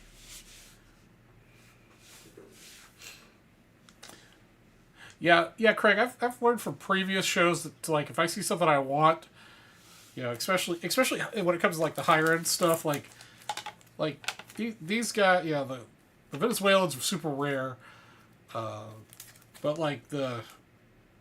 these 2 guys aren't particularly rare, but all this other stuff at 8s, when I'm looking at high grade stuff, especially when it's a good price, I just buy it.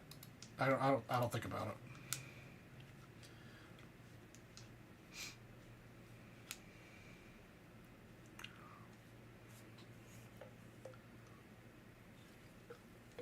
it. High grade stuff doesn't come up terribly often, and a lot of people way overprice it because it's high grade. If high grade, it's going to be more money, but some people just think, oh, it's high grade, I'm going to charge way more than the last one that sold or the last 50 that sold just because. But I definitely feel really good about how much I got for the budget. Very, very stoked, very pleased. And I think, if I had more money to spend, like I was telling the chat earlier, if I didn't get on that run of buying a whole bunch of very nice high grade 75 minis and having to buy a new laptop, the month before the show, there was a 52 Jackie that was within my range with killer eye appeal that I wish I could have afforded, but it just wasn't in the budget for the show. So that was a regret, but if I had all the money in the world, I wouldn't be looking at low grade 52 Jackies. But there's definitely a lot of good value out there for nice vintage.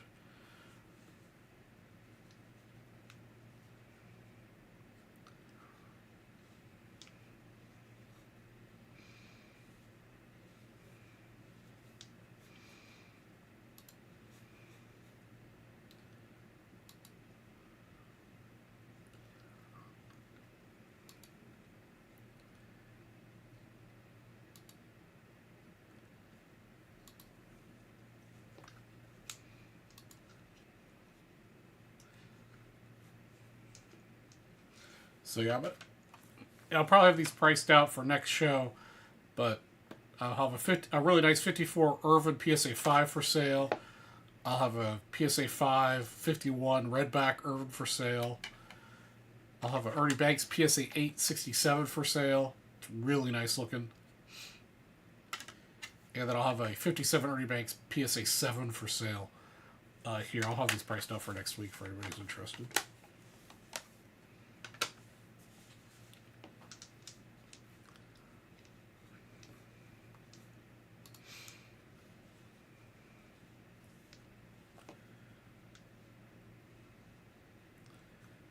$15 at $500. Let me see here.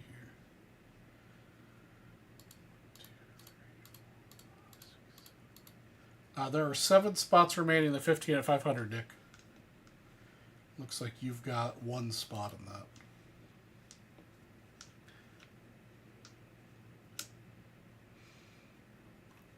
There are currently 62 spots taken down in the set break bounty.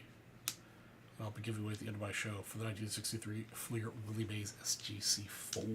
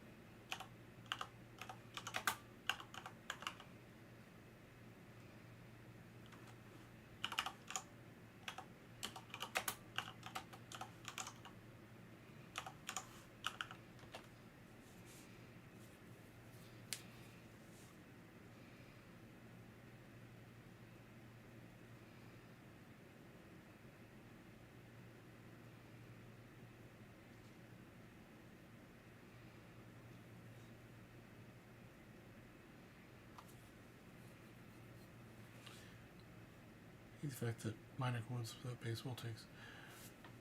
So Chris, does that mean that there are deals for baseball in your neck of the woods? So Craig, I'm working on the Monty Irvin player run high grade. It's been kind of one of the ones that I've been working on for a while, just kind of slowly but surely. But he was such an important player in the Negro Leagues, and he was the was a big mentor to Willie Mays.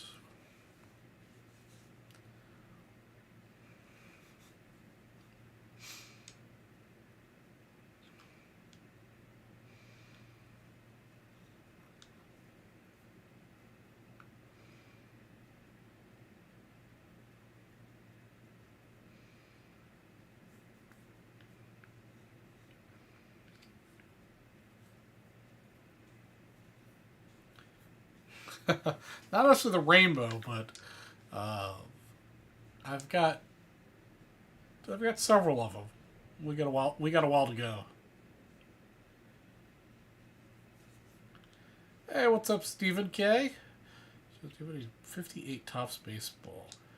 I do not, Stephen.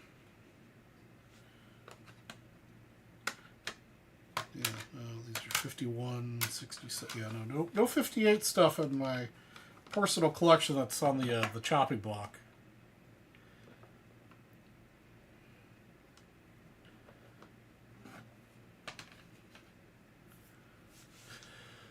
Let's see here. Chris Brown, possibly Charles. I know there are a few dealers at the show, so I go to carry advantage. One of the dealers for your kind of play ball at 50 singles. Oh, nice. Yeah, Chris, if you want to send me his email, I'll be happy to reach out. I love play ball cards.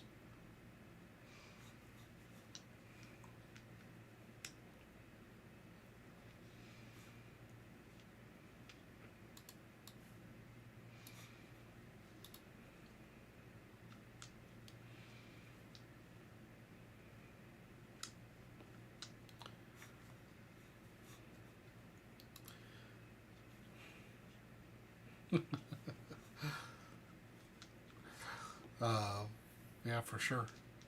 But yeah, no, so for Ernie Banks, obviously I'm always looking for upgrades. But Ernie Banks, I still need the 55 Bowman Ernie Banks.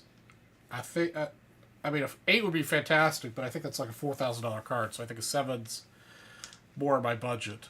I'm also looking for 55 Topps Banks and an 8, because that would mean I'll have all the Banks and 8s, except for my 54, which is a 7, but an 8's out of my budget.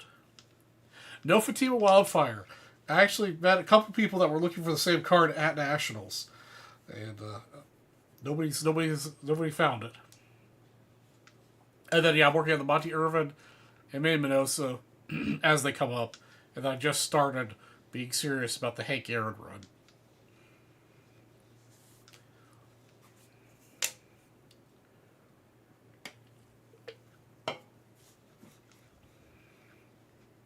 Since my 75 mini run is coming to a close,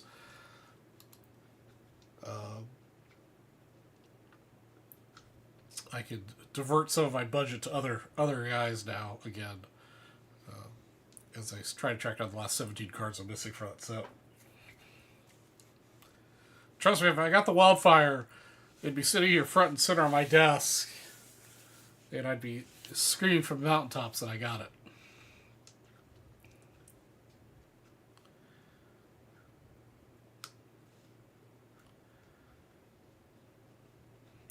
Yeah, the Irvin rookie. I think I've got that. Well, I mean, the real Irvin rookie is this guy here, which I just picked up in a 9.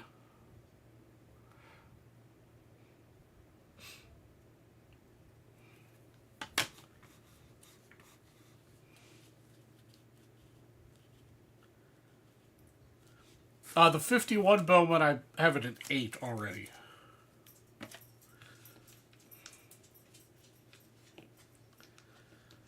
Yeah, Charles Perry, just call me cheap, man. I just, 18K is below me. Yeah, I think, I think I saw the 75 mini boxes for as little as 12 grand. I don't think I saw the one that was for 18 grand. I know I saw one for 16 grand. But I just remember back when you could buy them for like, I know I bought 2 back in the day for like between 35 and 4,500 bucks.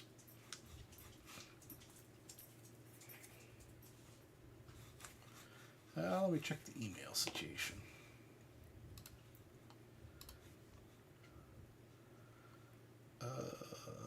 Don't see it yet, but doesn't mean it won't come through here in a minute.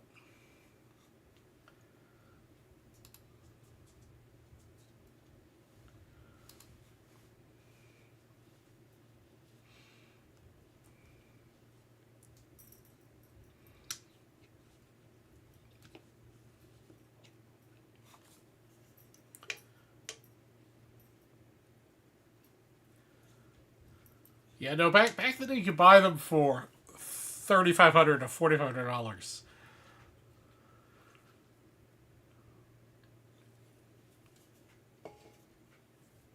That's true. Email from Canada does take longer.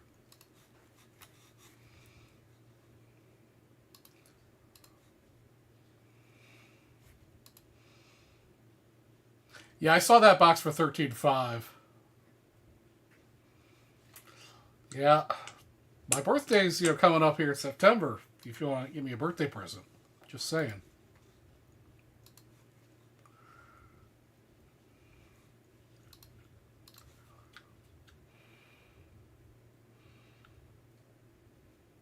The ET, yeah.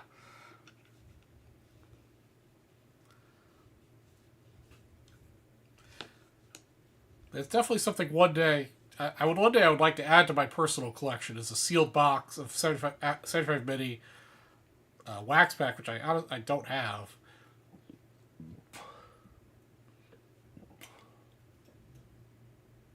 Yeah, I've got the Scoops box on my watch list too. That's another one of those things that I'll continue to watch, and maybe one day, maybe one day.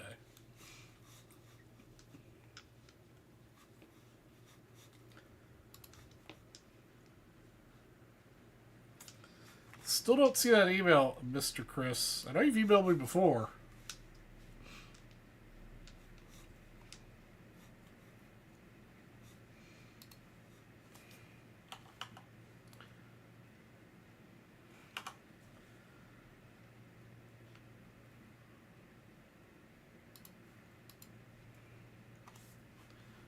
The upcoming Memory Lane auction is pretty stellar. Chris, I just sent you an email. Oh, never mind.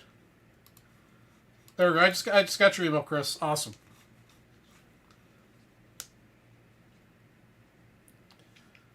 Yeah, Memory Lane. Actually, more importantly, we've got this week is REAs that ends. Let's see here.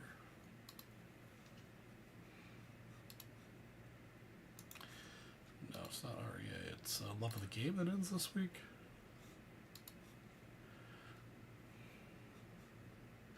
Yeah, the Love of the Game auction ends on the 9th, which is that Saturday? Yeah, Love of the Game auction ends on Saturday, just so anybody's interested. There's actually nothing in here that I'm super interested in. But just for reference, that's ending this Saturday. And then the Memory Lane auction starts into the month. BBC auction starting up. Still 11 left in the Civil War news pack. Yeah, I didn't bounty it tonight. I'll probably bounty it up again next week.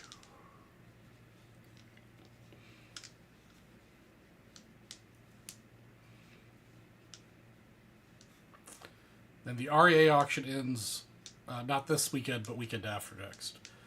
Which I've got a bunch of stuff I'm looking at in there. Which is not good timing considering I spent my budget at Nationals. Yep, I got it, Chris.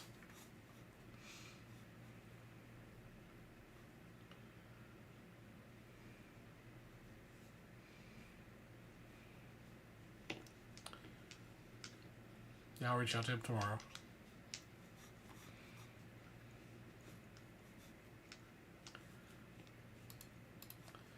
Yeah,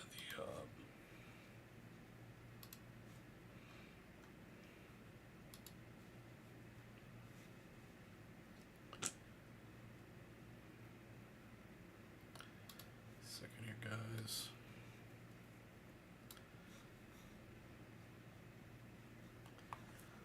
So yeah, the Memory Lane summer auction starts. When did this start?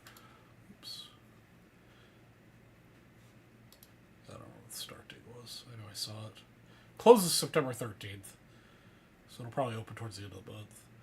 But they've got a killer 53 set break that's 8s and 9s and a 69 set break that's 9s and 10s. Just some incredible stuff. A foil Jeter PSA 10. Minimum bid 50 grand. So that's why 93 SP packs are so expensive. A Namath 8.5. The number one set registry 88 Alden Ginter set up for sale. This would be cool. I'd love to get this. I've definitely been wanting an early Cap Anson. I love this cut plug image of him. A Ty Cobb back, Ty Cobb.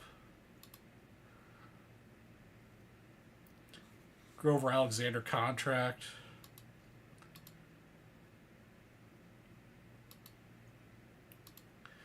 Big set of, not necessarily the set, but a bunch of Turkey Reds. One with the ad back. Really nice early Rue signature.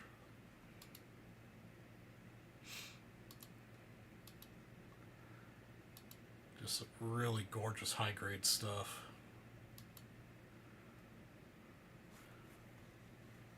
PSA 9, 62 banks.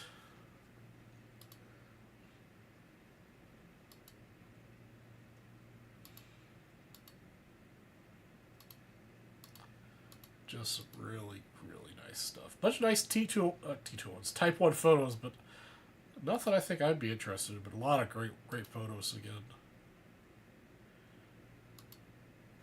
a complete. I don't know if it's complete or not, but 54 hockey in high grade.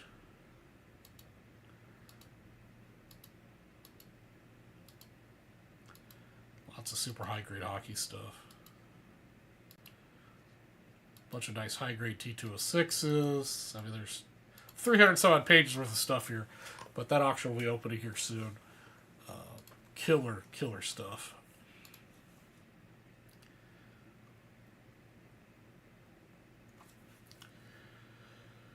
Opens the 28th. Okay, yeah, so a couple weeks. I'm currently looking for 3 current White Sox rookies for a White Sox uniform, if such a rookie card exists. Yeah, Shoes Joe Jackson rookie card we had at the VB booth is definitely a hell of a thing. Ooh, excuse me.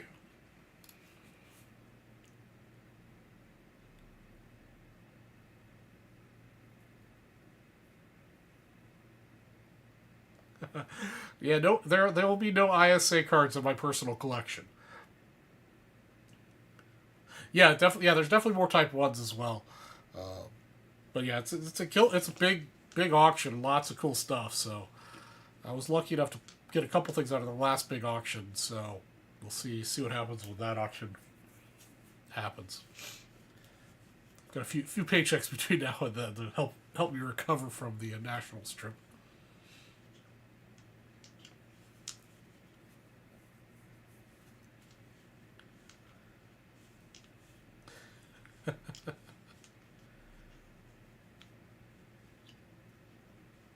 Sell the truck, take public transportation.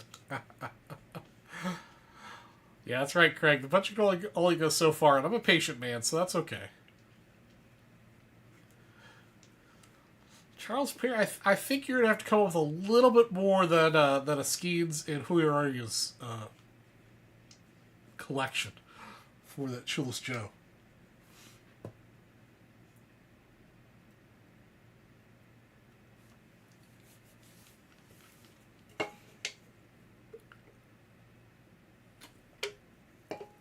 Yeah, I think you're still gonna need to come with a little bit more than that.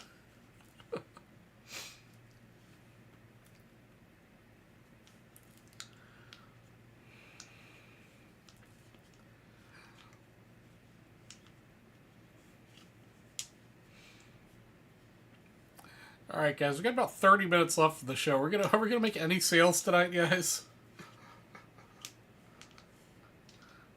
Are we gonna open anything this evening? We did have Mr. Bryan buy some set break spots earlier.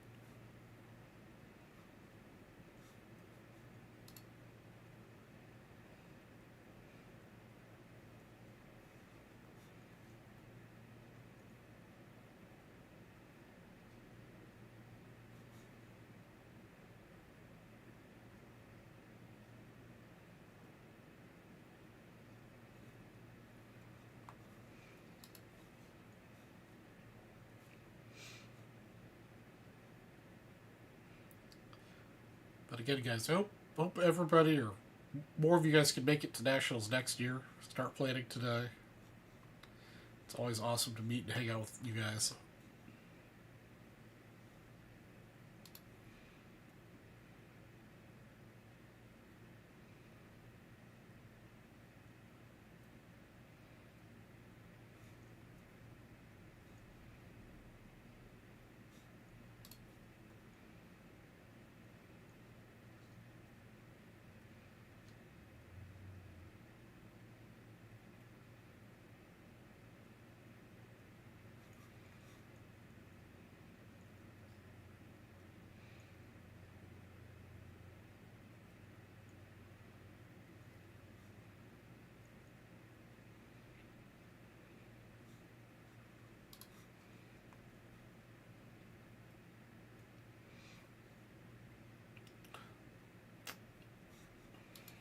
Please say single cell noise more than 24. Just do the 24. Yeah, Melts. That's generally the way. Yeah, the prices tend to dip right after the next issue comes out, especially for non-rookie players.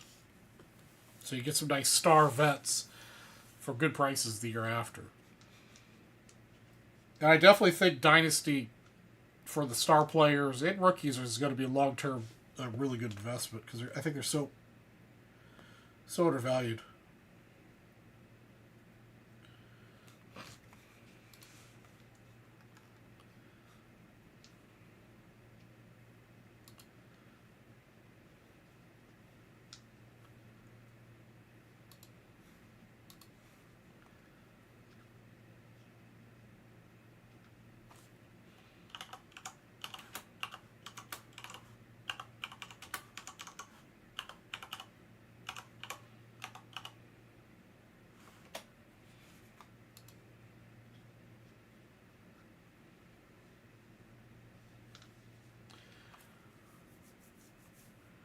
That could be a factor.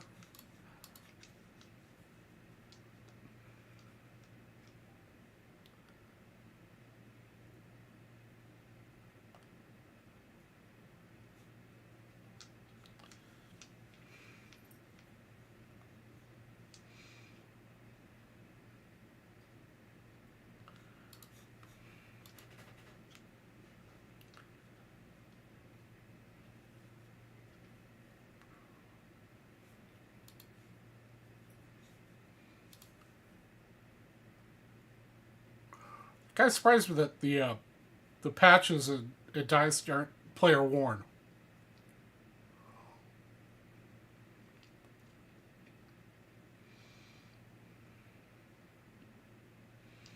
Hey, what's up, Chef?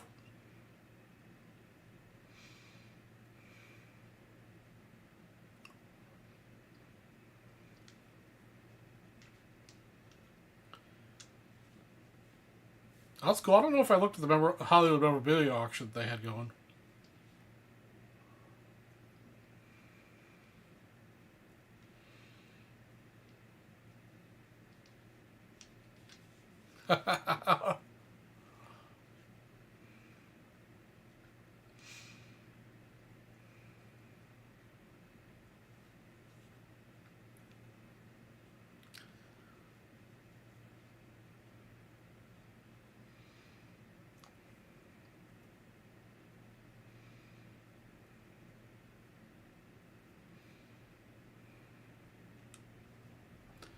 Yeah, didn't they have like the cylinder with the green balls for the poison or whatever?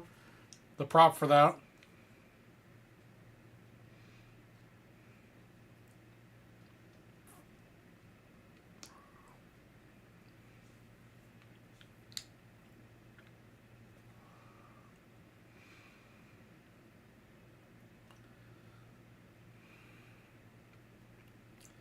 Huh?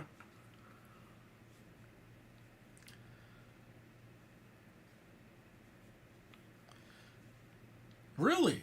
That's cool. The Old Brick Road from Oz.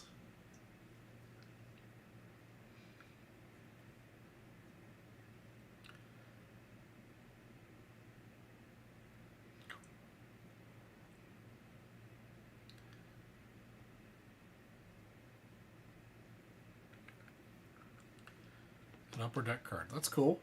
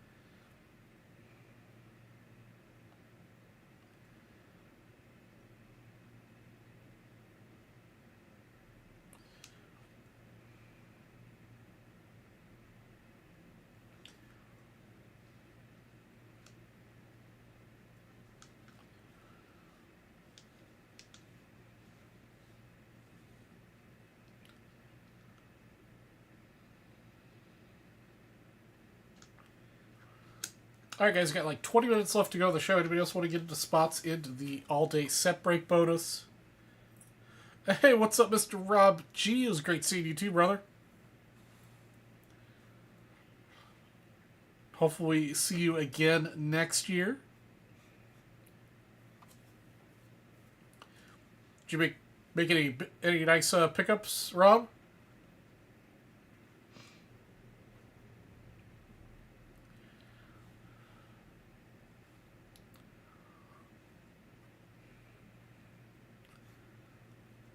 Nice. Talk to us. What'd you get? What'd you get?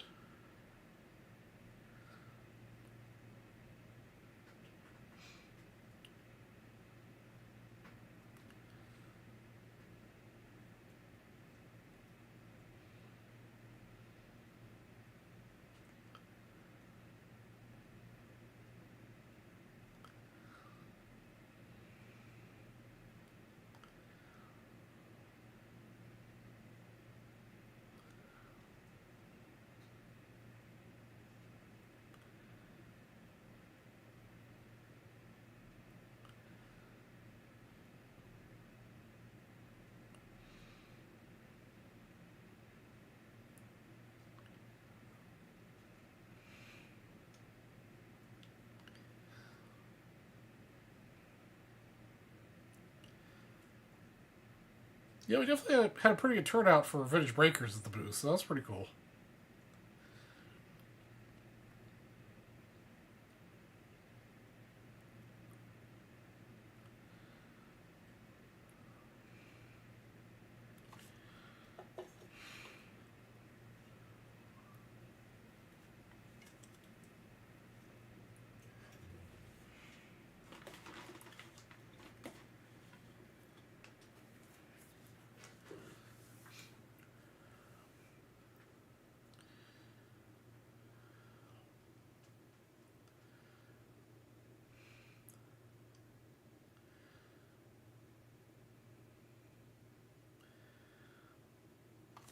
Yeah, it'd be nice if you get a couple days off of work so you could hang out a little more.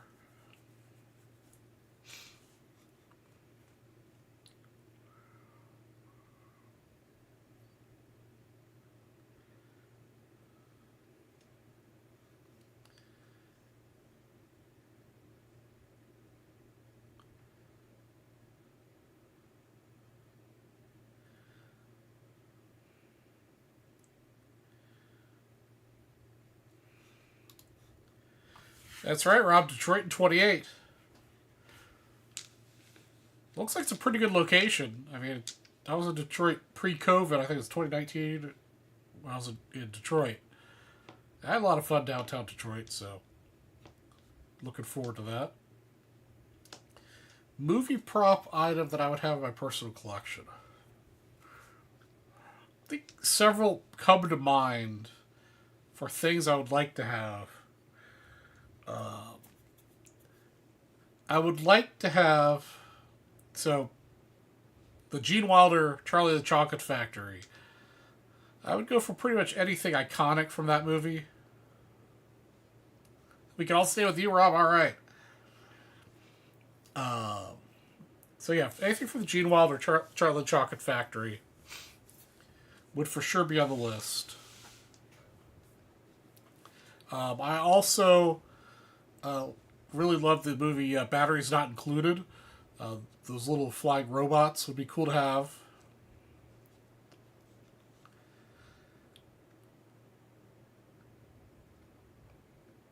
And I mean, obviously anything from the original 3 Star Wars. And let's see here. What else comes to mind? Anything from Short Circuit.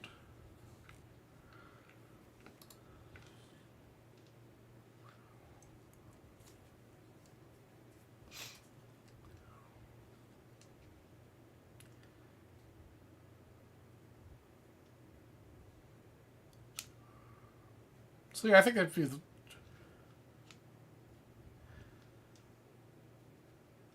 oh yeah, the Crusade Diary. That would be cool.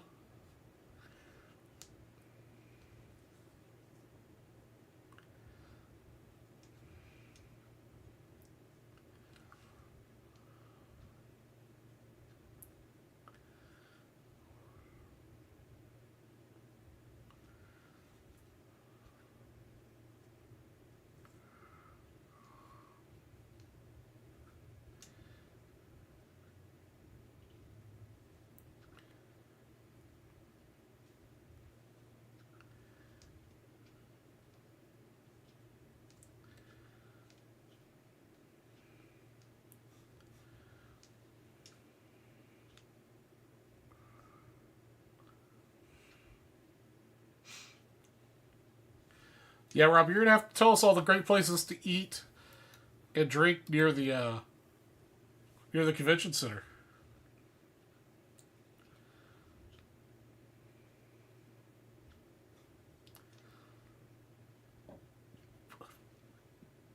Oh, excuse me.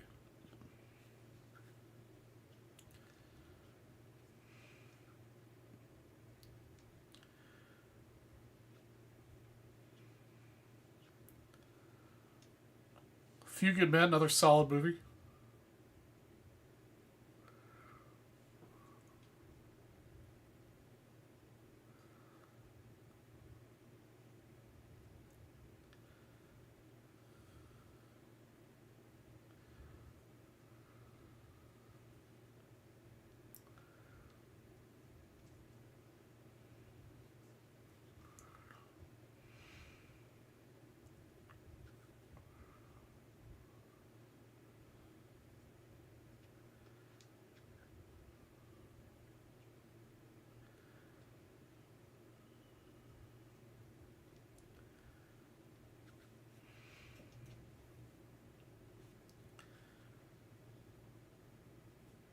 Number one would be Steven Seagal's beret from Out for Justice. Interesting.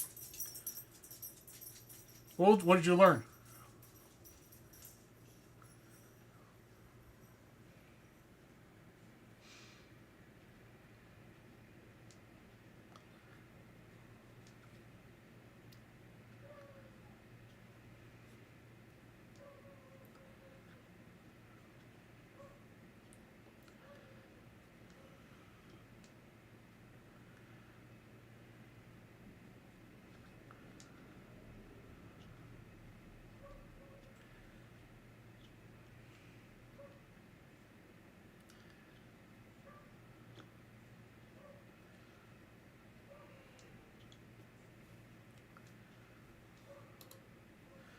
Fairly Jack Nicholson ad-libbed 80% of his lines for the courtroom scene.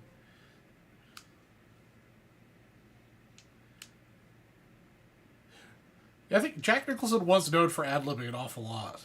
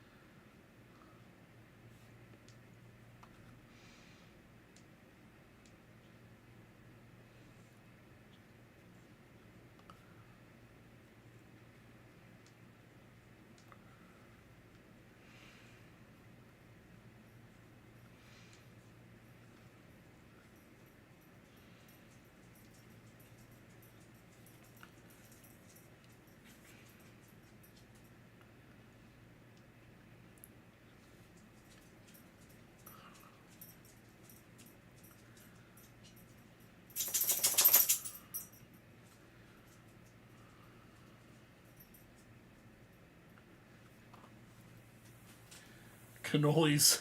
I don't know if those would be good anymore.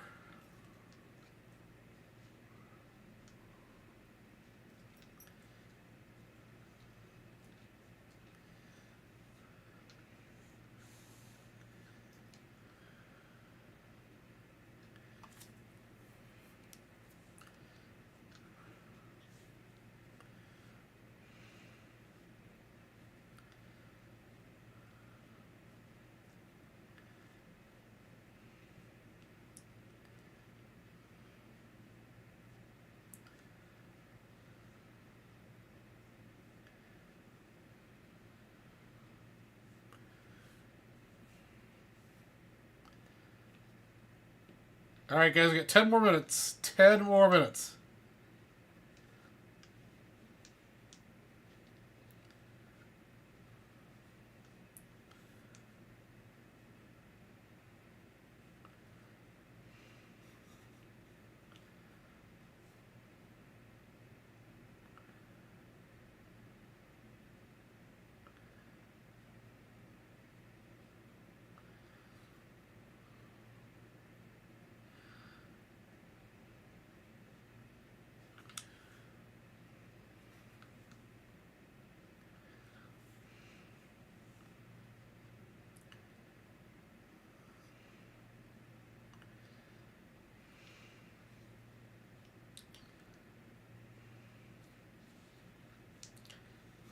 Alright, guys, only a few more minutes left, about 10 minutes left to go before we give away briefcases and the all-day set break bonus.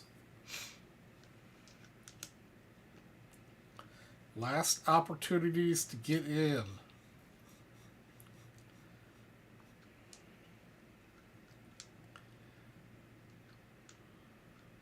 Hey, what's up, Bradley Alders? Yeah, Bradley, I've got a whole bunch of 82 Fleer here. I've got 1, 2, 3, 4. I've got 8 82 Fleer. Hopefully it's on the website. I'll be honest, I forgot to check before I got on.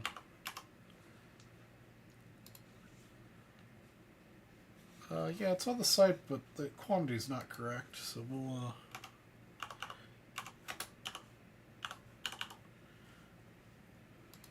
adjust that real quick.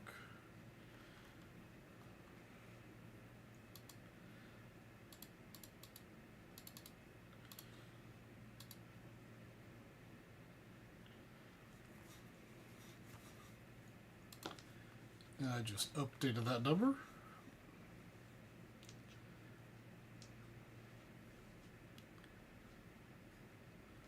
Alright, yeah, let's get some Cal Ripken happening. Alright, which two do you want?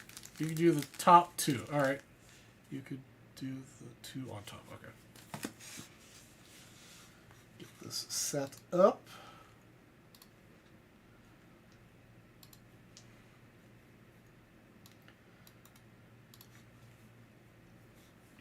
How's your week going, Bradley?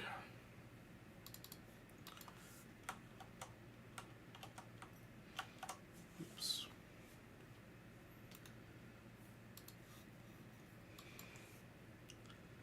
Again, everybody, we've got 357 days till Nationals. Put that on your calendars.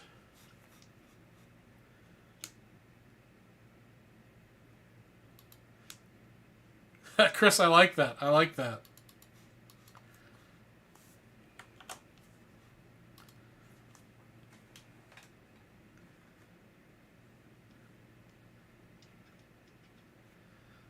Awesome. Well, hopefully you get some good pickups.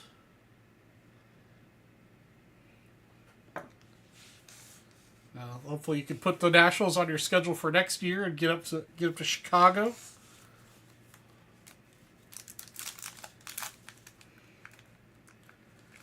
Bradley, were you in here earlier when I showed off what I was able to pick up at Nationals? Otherwise, I could show it off one more time here. The end of the show for you so you could take a look-see. Alright. Got your sticker. Bucky freaking Dent. Dennis Lamp. Don Munna. Tidrow.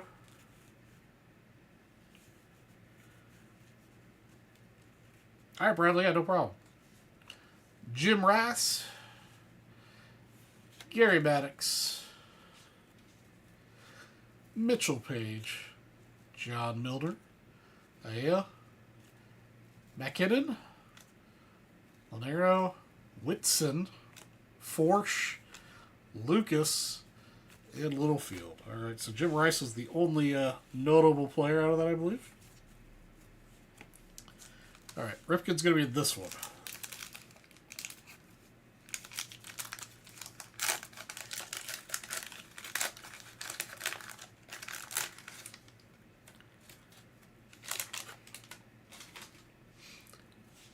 Got the Red Sox sticker.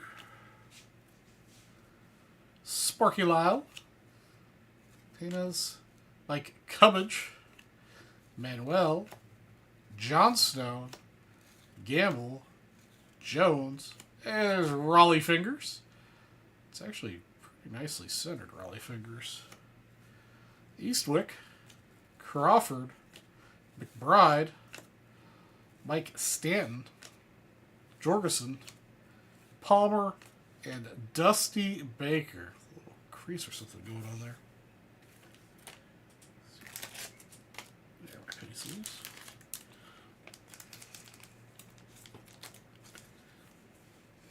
Unfortunately, Cal remains elusive.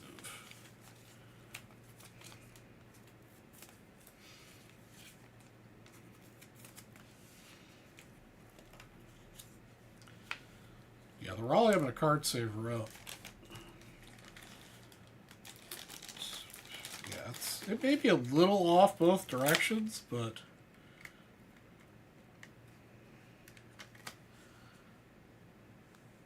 east to west is darn near perfect. North to south isn't too bad. It's a little deceiving because I don't think north to south and east to west are the same dimension on these cards. Alright, so it's going to be 82 Fleer baseball for Bradley.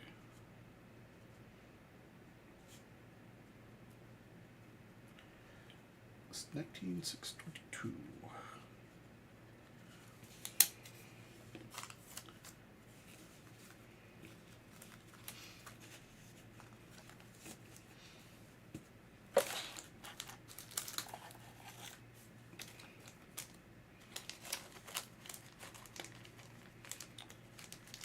Okay, guys, if no purchases are made by the time I finish showing Bradley what I picked up at Nationals, then we are going to do the briefcases and the all-day set break bonus.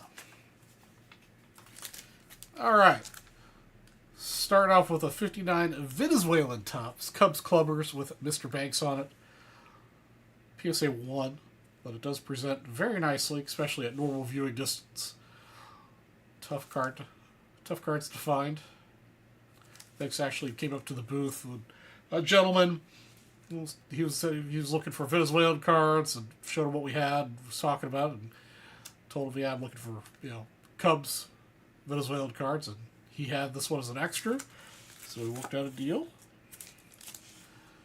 Added another Ramley to the collection. Again, nice SGC2 despite this crease across the card. Presents super good from normal viewing distance. Pick this one up for 180.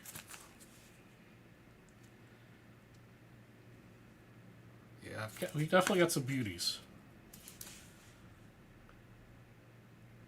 A checkered SGC2 Colton Chips. Beautiful example. Low grade because the back's way off center and the pinkish lines. This one, 115-year-old card picked up for 40 bucks.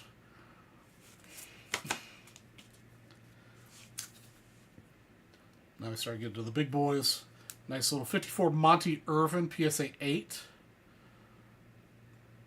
A little bit off center, but with old grade, but really good looking 54 Irvin.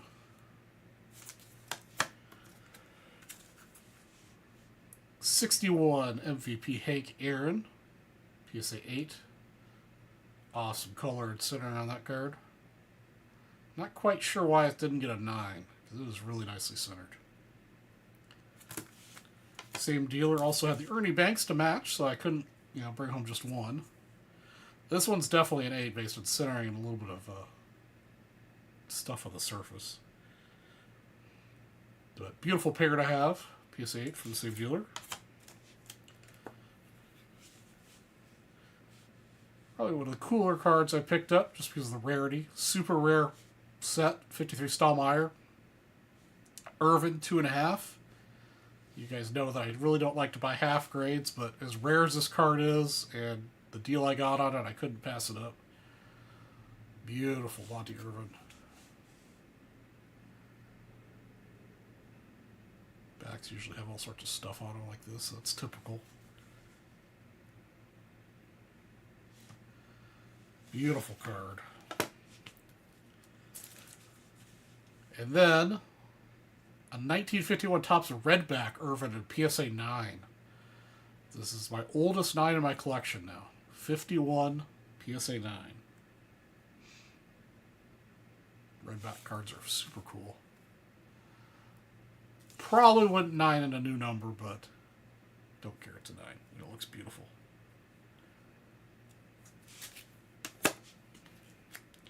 Another card. Wouldn't have normally bought, but I got a killer deal on it. 67 Banks, 8.5. I already had the 8, but for the price, I couldn't pass up the 8.5.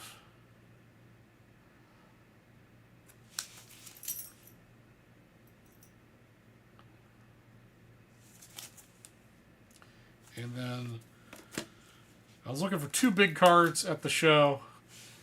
I did manage to pick up one of the big cards. 57 Banks, PSA 8. So upgrade my 7 to an 8.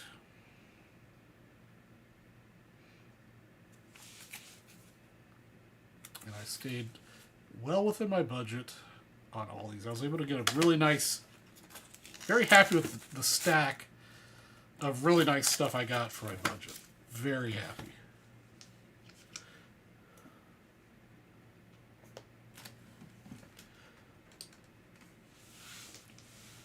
Yeah, Bradley. So yeah, I heard I heard a lot of people talking about there not being deals there. So I can't really speak for Ultra Modern.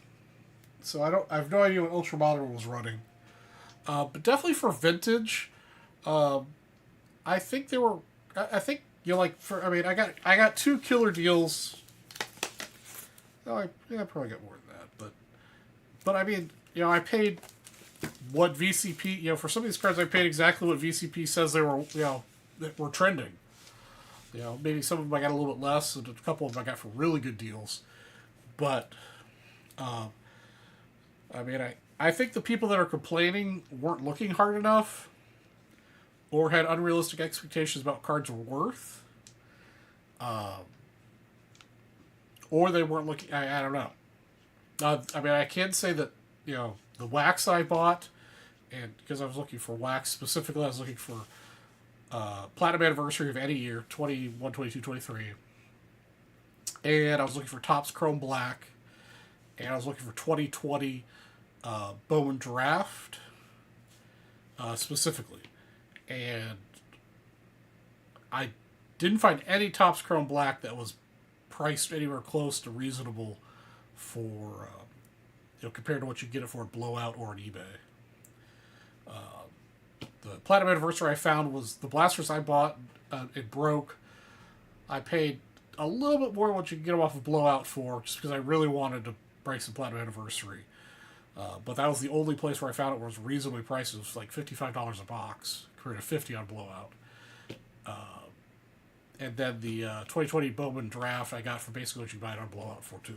So there were no deals to be had on wax at all.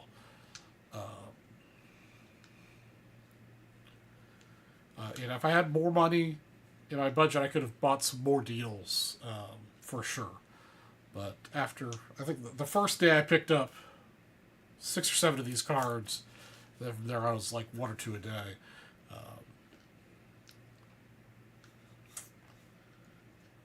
Definitely, like everything. I wish I had more money to spend, but I did not.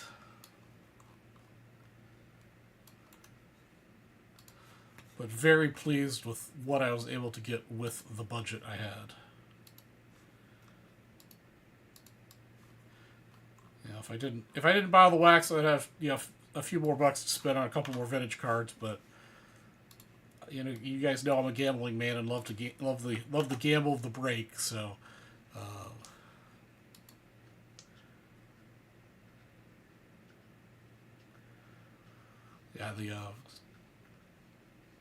for sure. Yeah, Bradley, it's definitely made some improvements. Obviously, with some of my cards, working on the oddball bank stuff now. The one banks card I'm missing altogether that I would really like to get. I mean, I'm missing several of the oddball banks, but like from the primary run of Ernie Banks cards, what I'm missing is the 1955 Bowman banks, which I'd like to find in a 7 probably because the 8's pretty pricey. But I didn't see an example of that card at the show in a 7, so I couldn't come home with it. All right, guys, we're going to randomize the list of names for the buy set spot bonus for the Willie Mays. Let me double check, make sure nobody else made any orders while we were breaking that first.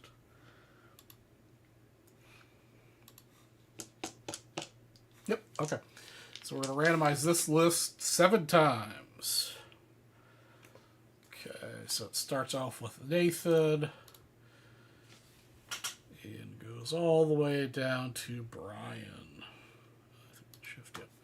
So it randomizes 7 times. 1, 2, 3, 4, 5, 6, and the winner at 7 is Jason Serafitsky. Congratulations, Jason. Put you on the list. Again, guys, hopefully more of you guys can make it next year. You can start planning ahead.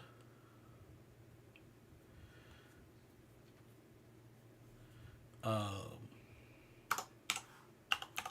357 days away.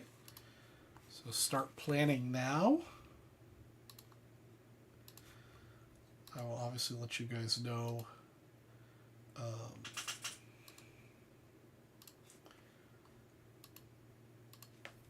when I book my hotel, because I'll book it pretty close to when they become available. I highly recommend you guys doing the same to get the best deals available.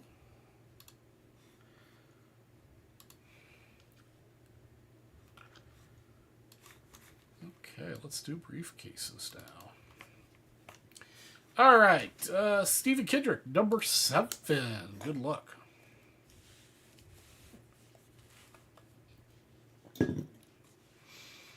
That is louder than heck. Woo! Just my volume here. All right, 1,000 points, 71 set break spot. Greg Sale, number 9. Ooh, Greg's getting a red case tonight. Let's go. Let's see what's in the red case tonight. T26 P dot back Bob Bescher portrait. All right. Never a bad day when you get a T206 card. That's pretty nice. All right, Joshua Hicks, number 19.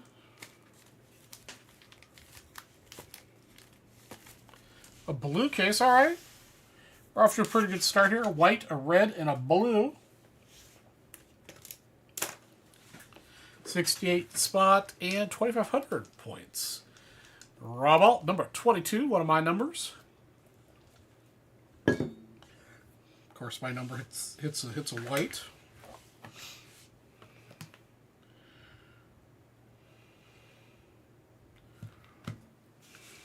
Thousand points, 71 spot.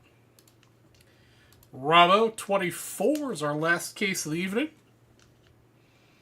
Another white.